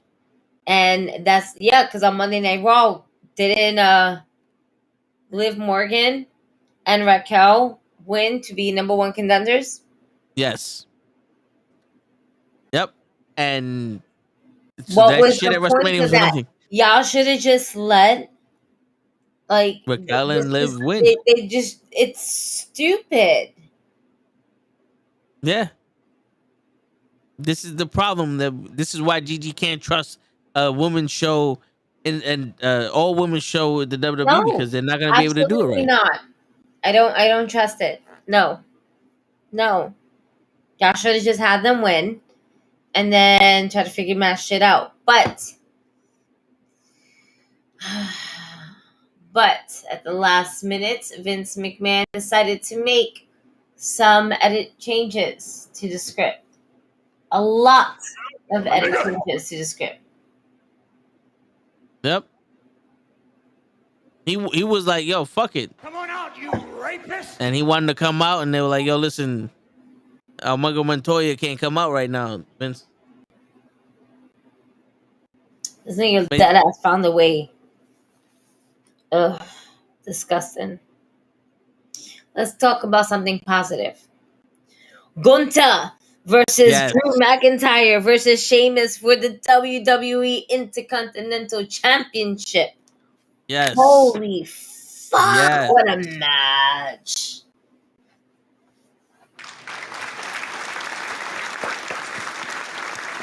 That was to all three of them. Yes.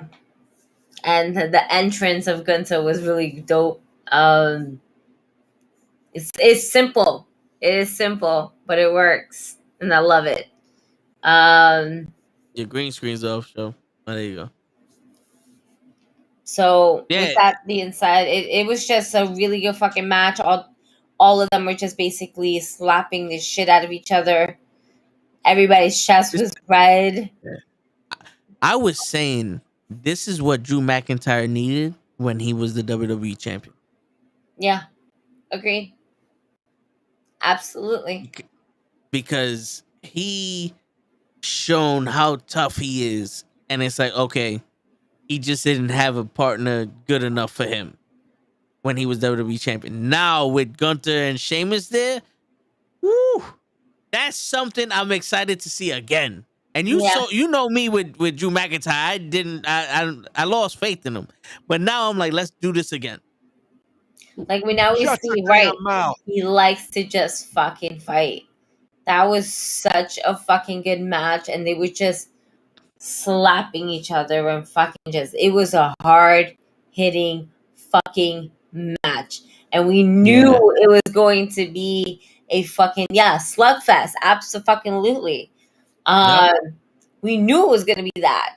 And then when we got it, we're like, yes. And to have that, this was what we were waiting for, and it paid off. Yeah. It paid off. And it paid off a lot. Yo, the chest on fucking Gunther. When he was taking not only fucking Sheamus's fucking chest fucking you have fucking Drew McIntyre giving him chops right afterwards. Yo, yeah, and some of them sounded louder than Gunther's chops, and I'm like, yo, these men said, do not hold back nothing. These men were like, we're gonna show the rest of the roster what a WrestleMania match is supposed to look like. That was beautiful. That was like, okay, I'm happy it wasn't Gunther versus Brock because this match needed to happen. And a clean win at that. Yes. That just made Gunther look even stronger. So good. A clean win. I could watch that match. They can fight forever, and I'm here for it. Yep.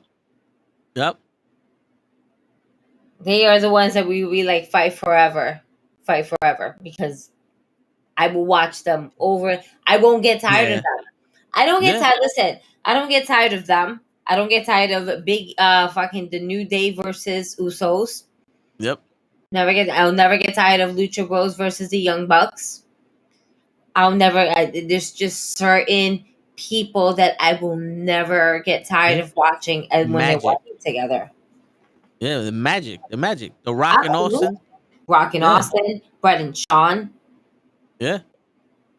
Fucking magic. Yeah, and one part of that match that I loved was when Sheamus was hitting Drew McIntyre with the beats of the Bowery, and you hear him 28, 29, and Drew just falls. He just and Sheamus is collapsed. tired as shit, and he's just still throwing it, and he didn't realize that Drew fell. To me, it was like, this is what I'm talking about. Where this looks like this is a real fucking fight. Mm-hmm. Like, I love wrestling matches where it looks like this is real. Like, he's really putting his all into those beats of the Bowery. Drew can't stand it no more, and he's just desperation. Like, I need to hurt you, bro, and this is all I got. That to me is beautiful. When I saw that, I was like, that's one of my favorite moments of the match. I love Absolutely. that type of sell. That's the type of selling you're never gonna see Moxley or Daniel Bryan do. And I'm saying that to you, Skipper, because you want to talk shit. But let's go. Let's go back before we start the whole thing. Let's go back to the triple threat. Man, it would have So been awesome. It would have been awesome to see Sheamus win it. It would have been. It would have been. It would. But in all honesty, any of them could have won, and that would have been okay. After watching it, any of them could have won, and I would have been yes. Why? Because they put in their work in that match, and this is how it ended. And I'm okay with that. It could have been Sheamus. It could have been Drew. It could have been Gunther. Could have been the fucking ref at this point. Watching all this, like, I'm hurt. I'm hurt. My balls hurt watching you fucking animals. What the fuck is wrong with you? 1, 2, no, we're not ending this. Fuck, shit. I'm hurting watching this. Why? Why would you do this? Fuck. 1, 2. Fuck. Nope. We're still going. We're still going. We're still fucking going. Ugh. My nutsack hurts from watching this. Damn. Just go. Just kill each other. Just kill each other. Yeah. 1. That's what we need. 2. That's what we need. 3. Come on, get off the ropes, man. He's dead. He's dying. He's on the floor. He's already collapsed. You know, what are you hitting? You're hitting air. You're hitting air. Just stop. Just stop. Him dead. Things that referees go through from watching big meaty men slapping each other around. It's fucking amazing. Word. But Gunther winning, was well worth it. Word. You have anything to add to that, show? I think Gunther's ready, or might be getting ready for Roman Reigns. Like, I really, that's how much I enjoyed him. Like, I'm ready for him to be champion soon. Does that make sense? Even though he's a heel, like, he's a heel you can't really clap for. He's the USSR, Soviet Union. Like, you can't really. Roman Reigns, you can cheer for him. He's a heel you can cheer for. I don't know how much money you're gonna make with Gunther as your champion in front of the company, but it was a good. He's good, but he's a brute good. I don't know how to explain it. No, he's the Finley and fucking names today. I'm gonna find a book of names and just punch it in the fucking face. William Regal. He's like them. You know, the hard hitting guys that you don't fuck with. But yo, not for nothing. He could give you a lot of money just wrestling Roman Reigns. You don't need to beat him. I know. He could beat him, and oh yeah, he could. And just for the wow factor.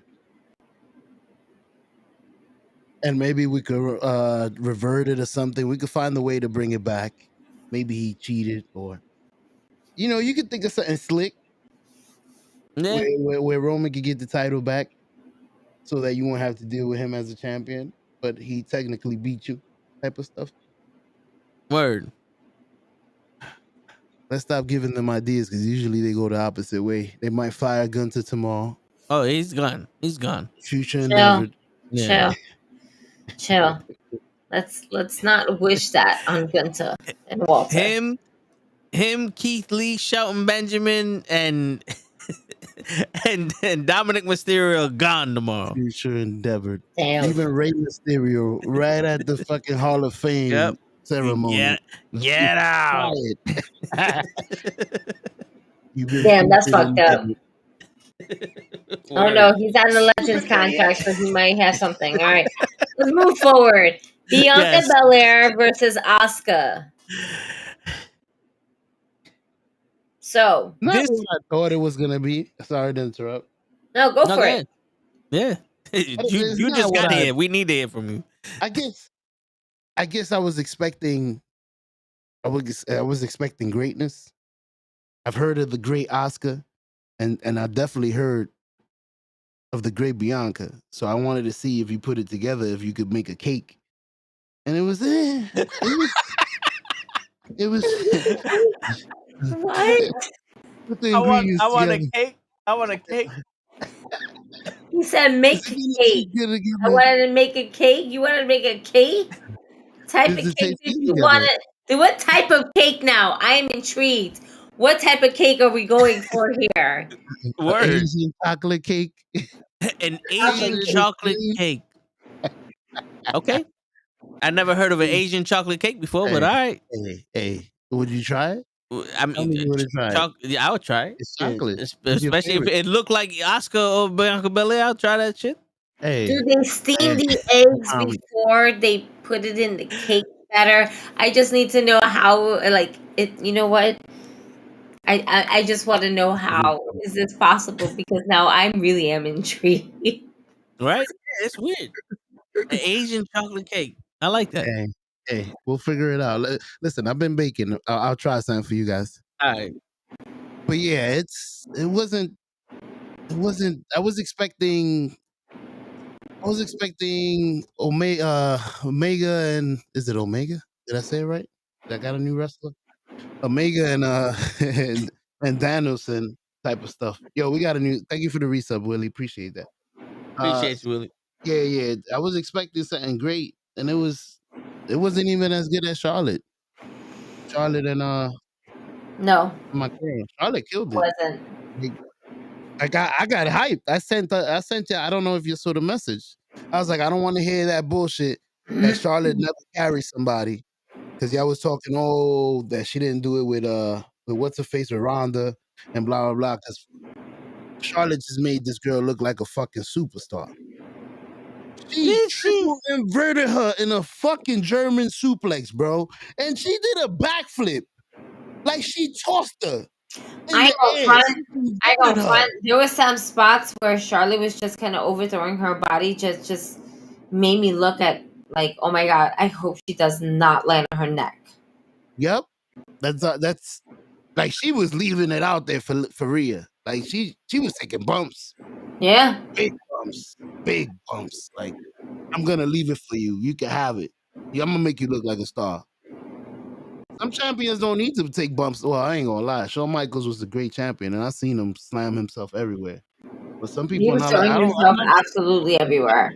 And Charlotte would do the same. But she didn't have to throw herself over like that. There was a lot of spots where it looks like she like completely overthrew her body to it pretty much exaggerate the bump that she was essentially taken.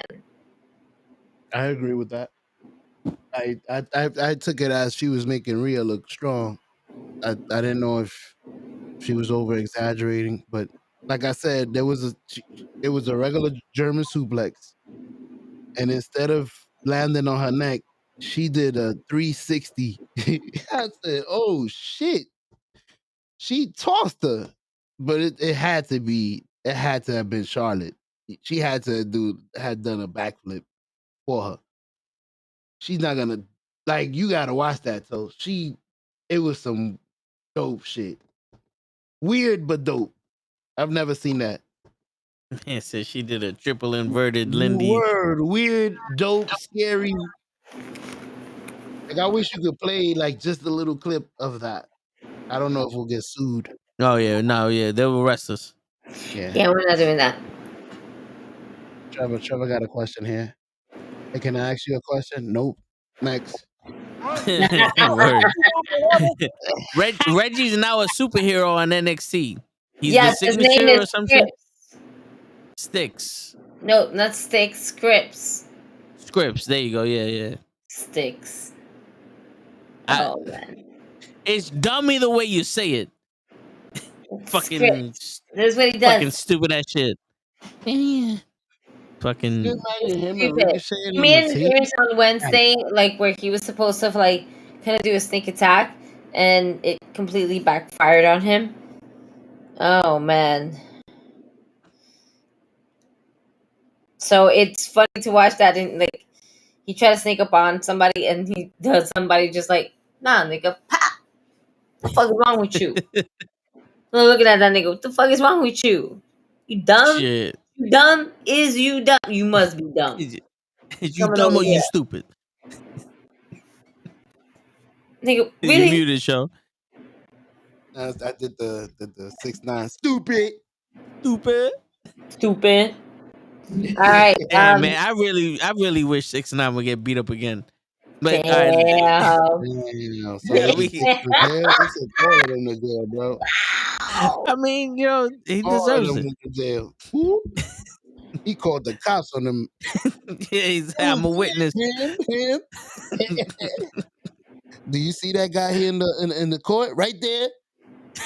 Jamal. Nigga in the red shot me dead. Punch me in the face. And that hurt. It hurt. I'm a gangster. In my heart. I'm a gangster. It hurt. Hey. You just gonna stand there doing record? You ain't gonna do nothing? You gonna help? Where was you at when the fat bitch got me? My man was hilarious. Yo, he punched him, and then he said, I like you, bro. Can I get a picture? What was it? Can I get a picture? What was he said? He said, "Can I get an autograph?" He didn't even say that. He was like, "I've been a big fan of yours, big fan of mine. Like, you just watch me get jumped. You just record that shit." Thanks, fam. Man, don't worry about what I'm doing. Why y'all do nothing when the fat bitch jumped on me? Y'all trash. Funny. Punch him in the face. Yo, I'm your biggest fan. What? Hey. That shit was funny. Oh, So, man. Enemies. So let's just discuss this whole thing. Bianca Belair's entrance was probably the best entrance in all of WrestleMania weekend. Yeah, especially after hearing what happened with the little girl's mom. Yeah. First and foremost, me being a mom, watching these little girls just dance and having a really good time with Bianca Belair's music. I listen to wrestling songs. I'd be fucking pumped and ready to go and just like dun dun dun dun. We're just gonna walk up this fucking hill. This is what we do. Dun dun dun dun. I'm not gonna fucking do my hair because that's too much work. I get it. I'm with it. And then when you bring such a young culture into this and just inspiring young women, young Black girls just getting into this. And then hearing the unfortunate news that the little girl at the very end lost her mom earlier that morning is insane. There's no replacing that. I was gonna ask you. It was that same day, morning. Yeah, that morning. There's no replacing that, and to be able to just get her mind out from this reality into a different reality that's also happening at the same time. It's so insane. That is by far the entrance of the whole entire weekend for WrestleMania. And I'm here for it. Word. We got to pull a poll out there for the people. I'm pretty sure is it Logan Paul? Fuck him. There's three top ones for me. Logan Paul. Fuck him. I like the Roman Reigns one. I just thought they could have incorporated the pianos more. It's like they just played the piano in the beginning and then they played the song. Like if they would have played the piano for him as he came out with the piano, like only the piano boom, boom, bling, boom, Yeah. bling, boom, bling. Like it would have Gigi's been dope. Gigi said it. This was the worst entrances for this year's WrestleMania. Oh Out of yeah. all the WrestleManias, It it was was. lazy. But go ahead, Joe. Go ahead. That was one. Well, it's lazy because back in the days, they actually the entrance was sang by a band. Yeah. It was What a man, Motorhead. what a man, what Yeah, a it would man, be what a mighty an good actual man. song. Like you could perform it. You can't perform Roman Reigns song unless you, like I said, if they would have took an instrumental, Yeah, or a guitarist or somebody, a solo, it would have been dope. But whatever. Logan Paul was one for me. Fuck Rey him. Mysterio, the Low Rider, with the remix of the songs. I love that. Yeah, that was dope. My boy came up. Viva la raza, yo! I got hype. I was it's on. Like I thought he was gonna keep the whole song, but it was a remix. I liked it though. That whole remix was dope. That was probably one of the best ones too. So you got Dominic, you got Ray, and then you got Bianca Belair. Yeah. Everybody else's entrance, Seth Rollins failed. When's the conductor? Yeah. Little Uzi verse. I still have the one. Hold on. Oh, okay, mad fucking delayed and shit. Nah. My wife said it would have been dope if it would have been the actual crowd. Yeah. She would have been able to control the crowd. Yeah. Or like an orchestra. Like, you know, you have the orchestra and then they do it and then the guy turns around and goes, now it's your turn. Oh, like, you know? They would have known what to do. Yeah. Because my man's just sitting there waving a pen. And not for nothing. Who the fuck is that? When they zoomed out and Logan Paul was in the air, Idanis was like, where the fuck is Waldo? I was like, where the fuck he go? No, yeah. Same. Like when they first panned out to it. Not the second time, but the first time. I felt that was like, where did he go? Wait a minute. All I see is that crowd. Where the fuck is this guy? Word. It's like you expect people to see that little fucking ant 3 miles away and conducting y'all. Like what? That's crazy. My brain thought, my thought wave or whatever it's called was on a different process. I was looking at him up there and I was wondering, why the fuck we didn't secure Owen Hart like this? He looked very secure. Very. Well, that's what I was thinking. Have changed. I'm just weird. Nah, I think the same shit too. He I'm not looks gonna lie. strapped. Every time I see somebody in the air, to be honest with you, first thing I think of is Owen Hart. Yeah, that's what he looked like, confident. He had one hand. Yeah. I'm like, you can tell he confident. I wouldn't do it. Not that I think it's dangerous. I think it's disrespectful to him. I understand he's trying to pay homage to Shawn Michaels, but it's like, yo, bro, somebody fell from the ceiling doing this shit. Mm-hmm. You know what I'm saying? But remember, he does stunts. He does things like this, and at the time, it wasn't as secured as what it is now. In all honesty, a lot more money has been invested into more of the safety that they are fucking doing and conducting. They wouldn't have done it if it wasn't safe, and they're not gonna put themselves back at risk like the way that they did with Owen Hart.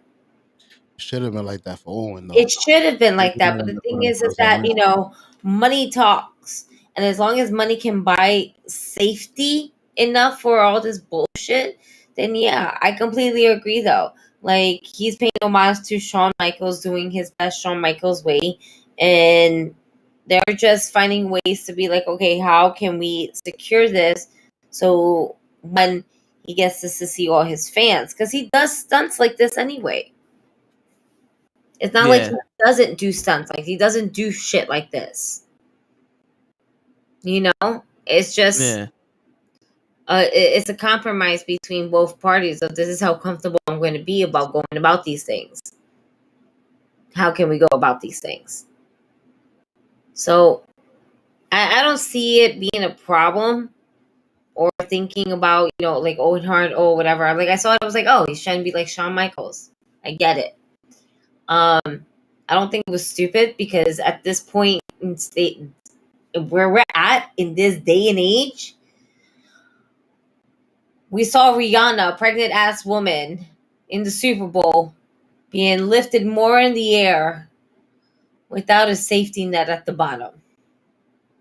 Yeah, but I mean, she was like buckled into that thing though. Like, granted, if that shit would have fell, it wouldn't have did nothing. She'd have lost the baby, but still. But what, bro? What? Okay. No, because I'm thinking like this. She's on this thing, but, and she's got a harness around her stomach. She's harnessed to something. Gone. She's harnessed to something, and so is Logan Paul. That's what I was gonna say, Gigi. You telling me $1 billion Rihanna was gonna be out there free willy? You straight bugging. Word, I got this. Yo, but still harness. But yeah. What were we talking? Oh, Bianca Belair versus Asuka. Meh. Yes, okay. Yes. Moving forward. Meh. Her entrance was dope. The match was kind of meh. I wasn't super excited. It was a fun match. You know what I think the problem is? A lot of these girls don't know how to follow. And Bianca is showing that she don't know how to follow with Asuka. Because my favorite parts of the match is when Asuka amped up the tempo and started striking her like crazy when she was doing those back fists after back fists, and then she went and she did the submission holds and all other shit out of nowhere. But then it was like Bianca had to take control, and it's like, all right, you're not supposed to be in control the whole time. If Asuka's supposed to be the heel here and the dangerous one, you should be compromised most of this match and come back to it, not win most of the match. And now it makes Asuka look awkward because like Asuka can't do nothing to you, and Asuka's supposed to be the demon. But that's how I saw it. Like there were parts that were, this is awesome, this is what you're supposed to be doing, and other parts this is awkward. Speaking of demons, wait, before you switch it, I felt like I did feel like they brought her character back just to have somebody to have the champion fight instead of bringing her character back to be that character. To be that character. Yeah, I don't know if that makes sense, but continue. Perfect sense. Make perfect sense. Demons. Oh, okay. Demons. My bad. I wanted to say that. Yeah. No, that's fine. That's fine. I didn't know we were done or not. Edge versus the Demon Finn Balor. Hell in a Cell. God. Flowers to Finn Balor. Yes. Yo, the man got a ladder thrown at him, got busted completely open, had to get a numbing fucking needle straight to his fucking head, and then 14 staples to finish the match. Fuck what Cody Rhodes did at Hell in a Cell. My man Finn Balor pulled a Sabu on us. When the fuck did they do that? Time out. Yo, when he hit him in the head with the ladder and he was bleeding everywhere, and then they stopped. When they zoomed in the Edge, and then he went to get the chairs and all that other shit, the doctor was putting staples in Finn Balor's head. I did not know that. No one's supposed to know that. I thought it was like a part of the story. That's why they never panned a camera on Finn Balor. Yeah. No one was supposed to know that. Wow. Why not? That's crazy part of the story. That's dope. No, but for a visual effect, they don't want to put that on TV because that's not TV PG. Yeah, and you might scar a kid. You might scar a kid or some shit like that. Okay. I understand it. So or see that shit, like what's going on? Why is he getting his head stapled? Yeah, this is real life shit. Wrestling is real, folks. Injuries are real. Word. Staples to your fucking head are real. I got a question for y'all about that incident. Y'all think that was a receipt? I do feel like Finn Balor was being a little rough at the beginning of the match. Nah. And then there was a fucking scene where he threw like 1,000 chairs at Edge, and he caught him with a few in the head. Blank. Yeah. So I don't know. It seemed Edge threw that ladder a little unprofessionally, a little Goldbergish kick type. He threw that fucking ladder. First off, wow, that ring was too small. Ah, shit! Here comes the defense. No, but no. Listen, no. This is the reality of it. The ring was too small. Brett ran too fast, and Goldberg should have never fully extended on it. He should have never did that kick. Anyway, I don't know if the ladder throw was unprofessional or if it was just bad aim. Because that rung, you saw that rung was dented. Like, I'm pretty sure they went in already on some, we're going to hit each other hard. We're going hard on this one. We have to. Because everything they did was hard. It wasn't just the throwing of the chairs. When Finn Balor smacked Edge with that kendo stick, instantly you saw the bruise on his back. I saw that. They went hard 100% of this. I think that was just bad luck. That was a happy accident that wasn't so happy. Okay. Now, question number 2, Gigi. Do you owe me a ticket? You just gave me 15 staples, bro. Come rematch. Here's your receipt. You owe me a receipt. You owe me a chair shot. You owe me a ladder. You owe me something. You owe me something. And it's gonna be hard. I don't think Finn Balor is gonna be on some. You ready for your receipt, bro? Yeah. Randy Orton broke the Undertaker's nose, and the Undertaker licked that blood and said, "You got one coming. I don't know when, but you owe me one." I don't know if Finn has the balls to do that though. Yeah, you owe me one. Well, shit. Finn Balor's gonna be like, "You ready?" And that's an all-star rated R Hall of Famer Edge. So it's like, I'm pretty sure you could give him a pass, bro. Like, yo, I didn't mean that. I mean, I think they knew what they like. That was one of those. We said we was gonna go hard. What was that question? I heard it and I didn't hear it. I was getting. Should Edge get a receipt for busting Finn Balor open? Like, you owe me one. Is that a Krispy Kreme donut? Word, you making us hungry. Yeah. Damn. Hell yeah.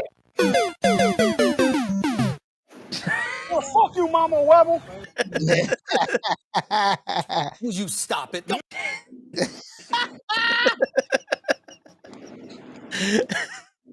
be rude. Banger. Man, yo, you could tell it's good. You don't even want to stop. I'm supposed to talk. Fuck that.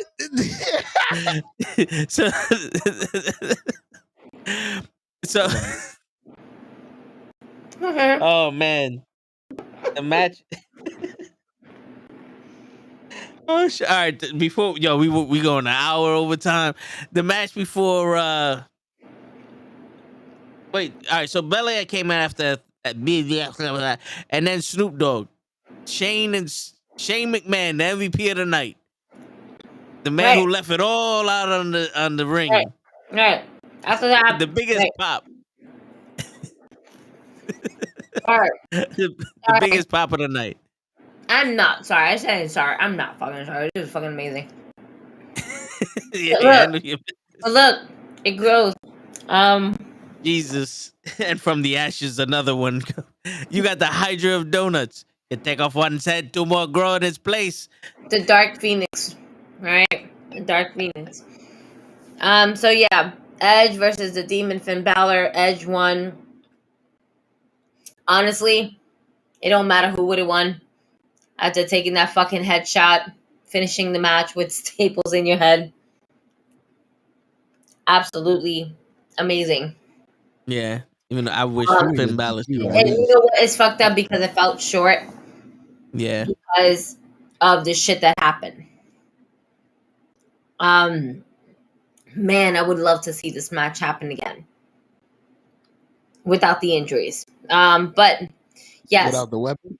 Without the injuries. Without so getting hurt while in the match. Yeah, I want to see the whole story play through. I don't know if we're gonna get that again, but we did get Snoop Dogg improvising when Shane McMahon's largest pop of the night show. Somebody told him break a leg. No, man. Word. Leave it all out there, Shane. Leave it all out there. Them quads running the family. But no jokes aside, I hope Shane McMahon feels better because damn. Yeah, no, it sucks. And it's like, was this like a dirty karma in the world where Vince said that Triple H was like, nah, fuck that, Shane, you're gonna get at least one more. I'm like, fuck this guy. Yeah, the ball don't lie. It must have been Shane's fault for that Royal Rumble 2 years ago. My guy fucked up. Word. That's it. He fucked up. But yeah, again, kudos to Snoop Dogg. And he came in fast. He came in fast and improvised. Mm-hmm. That was one of those like, yo, he's down, and then without a moment's notice, fuck it, Miz, it's me. Wow, now I'm gonna fuck you up. Right? He was like, Miz, that's how you gonna do my dog? That's how you, huh? What? That's how you gonna do my dog? Fall down, Miz, right on cue. Yep. And I think they said that the referee was the one that suggested, because she got called in the ear, tell him to do the people's elbow. People's elbow. People's elbow. People. Well, yo, that had to be the best people's elbow I've ever saw. Yo. Lean back. Lean back. Fat Joe on the rope. Lean back. Jesus. Listen, the man got more airtime doing the people's elbow than the airtime that he got. Yeah. He got more airtime than Becky Lynch has ever gotten airtime coming off the ropes. Him and Becky Lynch can have a fucking diving contest off that top rope. Stop. They don't jump off, they fall off. They slip off the rope. And land in style. We've seen worse that slipped off the ropes. All right? Yeah. I'm gonna just say it like that. All right. But then we have our main event. That's right. The All-American Nightmare, Cody Rhodes versus the Tribal Chief. Roman. The Tribal Zaddy. Mm-hmm. Your reigning, defending, undisputed WWE Heavyweight Champion of the world. Word. Zaddy Reigns. Mm-hmm. Damn, that donut was good. I might get that third one. Nah, I'm gonna save it for tomorrow. That the match is what it needed to be. It was Cody not dying in the ring, and they had to pull out all the stops to stop him. I'm not mad with them interfering because that's what they're known for. I think Solo was slick with it when he was interfering. Yeah, I applaud him for that because it's not easy to be smooth with shit. No, you know, and then he was smooth with it. I wasn't mad when Cody lost. To be honest, I was surprised, but I wasn't mad. We all had Cody winning. Yeah, well, except for Kenny, but we all thought that the story was going to finish. He knew Cody was going to win. He didn't want him to win. That's me and Kenny was like, we didn't want him to win, but we knew he was going to win. And then when he lost, it was like, we told you that the Tribal Chief cannot lose. We ain't tell you shit. We ain't tell you shit, folks. I'm gonna be the one to keep the bug and be like, nah, I was rooting for Cody. I'm not mad though. I'm not gonna break my phone, okay, and punch my fucking I'm not gonna do all that because Roman won. Roman receives a lot more heat than this shit, okay? Yeah. When Roman defeated The Undertaker. Word. Right? Word. This is my yard now, drops the mic after being booed for like fucking minutes upon minutes upon minutes, which felt like a fucking lifetime. Yep. I'm not mad. It was fun to watch. And it wasn't a bad match at all. Yeah, it wasn't. And let's be real. There's another story to tell here. Had the bloodline not gotten involved, would Cody Rhodes be your WWE Undisputed Champion? That's a good question. Show? You know what I True mean? words were never spoken on mute. That's a question that people are gonna want answered, which leads to a rematch. Maybe where he takes the title. Oh well, after this match, I don't know if I'm ready for that. I don't know about you guys. Well, remember Brock did jump Cody, so Word, so that's the story we're going with. No, I'm saying I don't know if he's the one. Like I felt comfortable passing the titles from the Usos. but not from Roman. No, like if they would have rang the bell, I don't know how I would have. And then Monday night, Cody would have came out with the bell on his shoulder. So, what do you want to talk about? Well, that would have been cool. Everything would have been easy peasy, lemon squeezy. We on to the next one. Nope. Like a quarterback, man. If you're going from a veteran quarterback, 3-time Super Bowl champion, you want somebody that could take over. You don't want this guy, Geno Smith. I'm not saying sorry for Gigi that doesn't understand. I'm not saying Cody is Geno Smith, but you know what I mean. So yeah. No, I got you. No, I got you. Absolutely, no. I understand what you're saying. I understand your logic. Show logic. Yeah. Okay, There's only a few people out here in this universe that understand the show logic to your method of madness. I'm glad my team understands me. Yo, if Cody would have won, then Gunther would have. I don't know how to explain it. Like Gunther would have murdered him. Like this is easy. This is your champion. You imagine Gunther slapping the shit out of Cody for half an hour? We saw it during the Rumble. Uh-huh. How was it? You was there with us. Did he? No, I'm saying how was the Rumble? How did Cody look against Gunther? I don't remember. He looked like a super fucking human. Roman Reigns is the only person that made Cody look like a human. Cody Rhodes is the T1000 in the WWE right now. Wow. What? Wow. Terminator. This is why I'm happy he lost. Roman Reigns is on a Schwarzenegger. I got you. The Equalizer. Yeah. It was dope though. It was a dope storyline. It was dope. And we're not done yet. We have a lot to do with Cody. But yeah, a lot to do with Cody has a lot to do with Vince McMahon's vision. And now we're back to that. So now we have to really see how this is going to play out. And we really cannot be mad at the wrestlers that are trying to deal with a script that mustache Vince McMahon is writing and contemplating. Keep it up, I'm a nigga. Yep. Pretty much. Sucks, but this is the reality that we are in. We're back to Give me We a went name. backwards. We didn't go forwards. No, I'll do And it's evident on Monday Night Raw that we went backwards, not forward. Yeah. Back to the Red Rooster.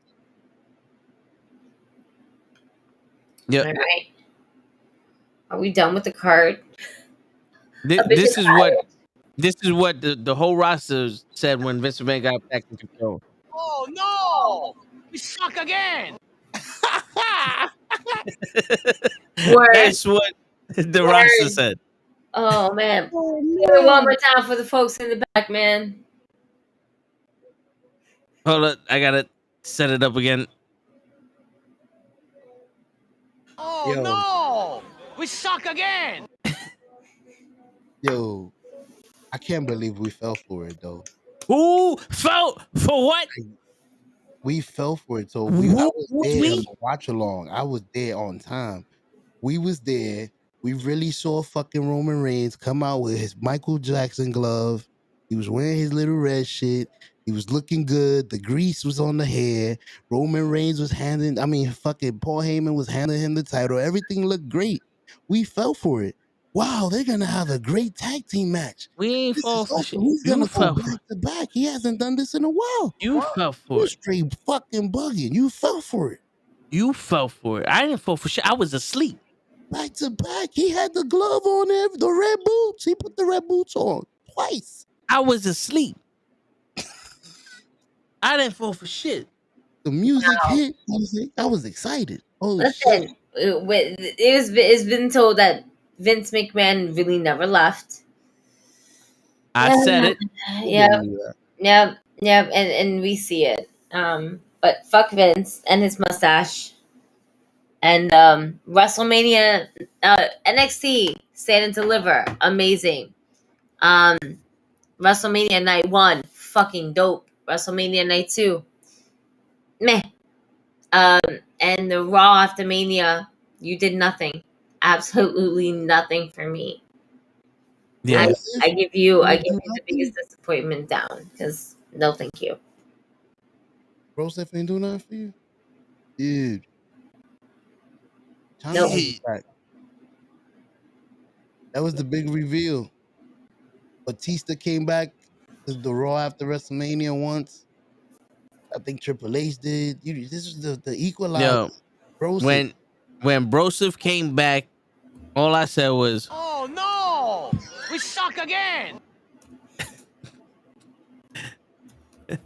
no, yeah, that's it. But yo, listen, we went over way too long. Skipper, I'm fucking blaming you because you're the reason why I went on that tangent about Moxley and Bryan Danielson. I'm blaming you because you're new.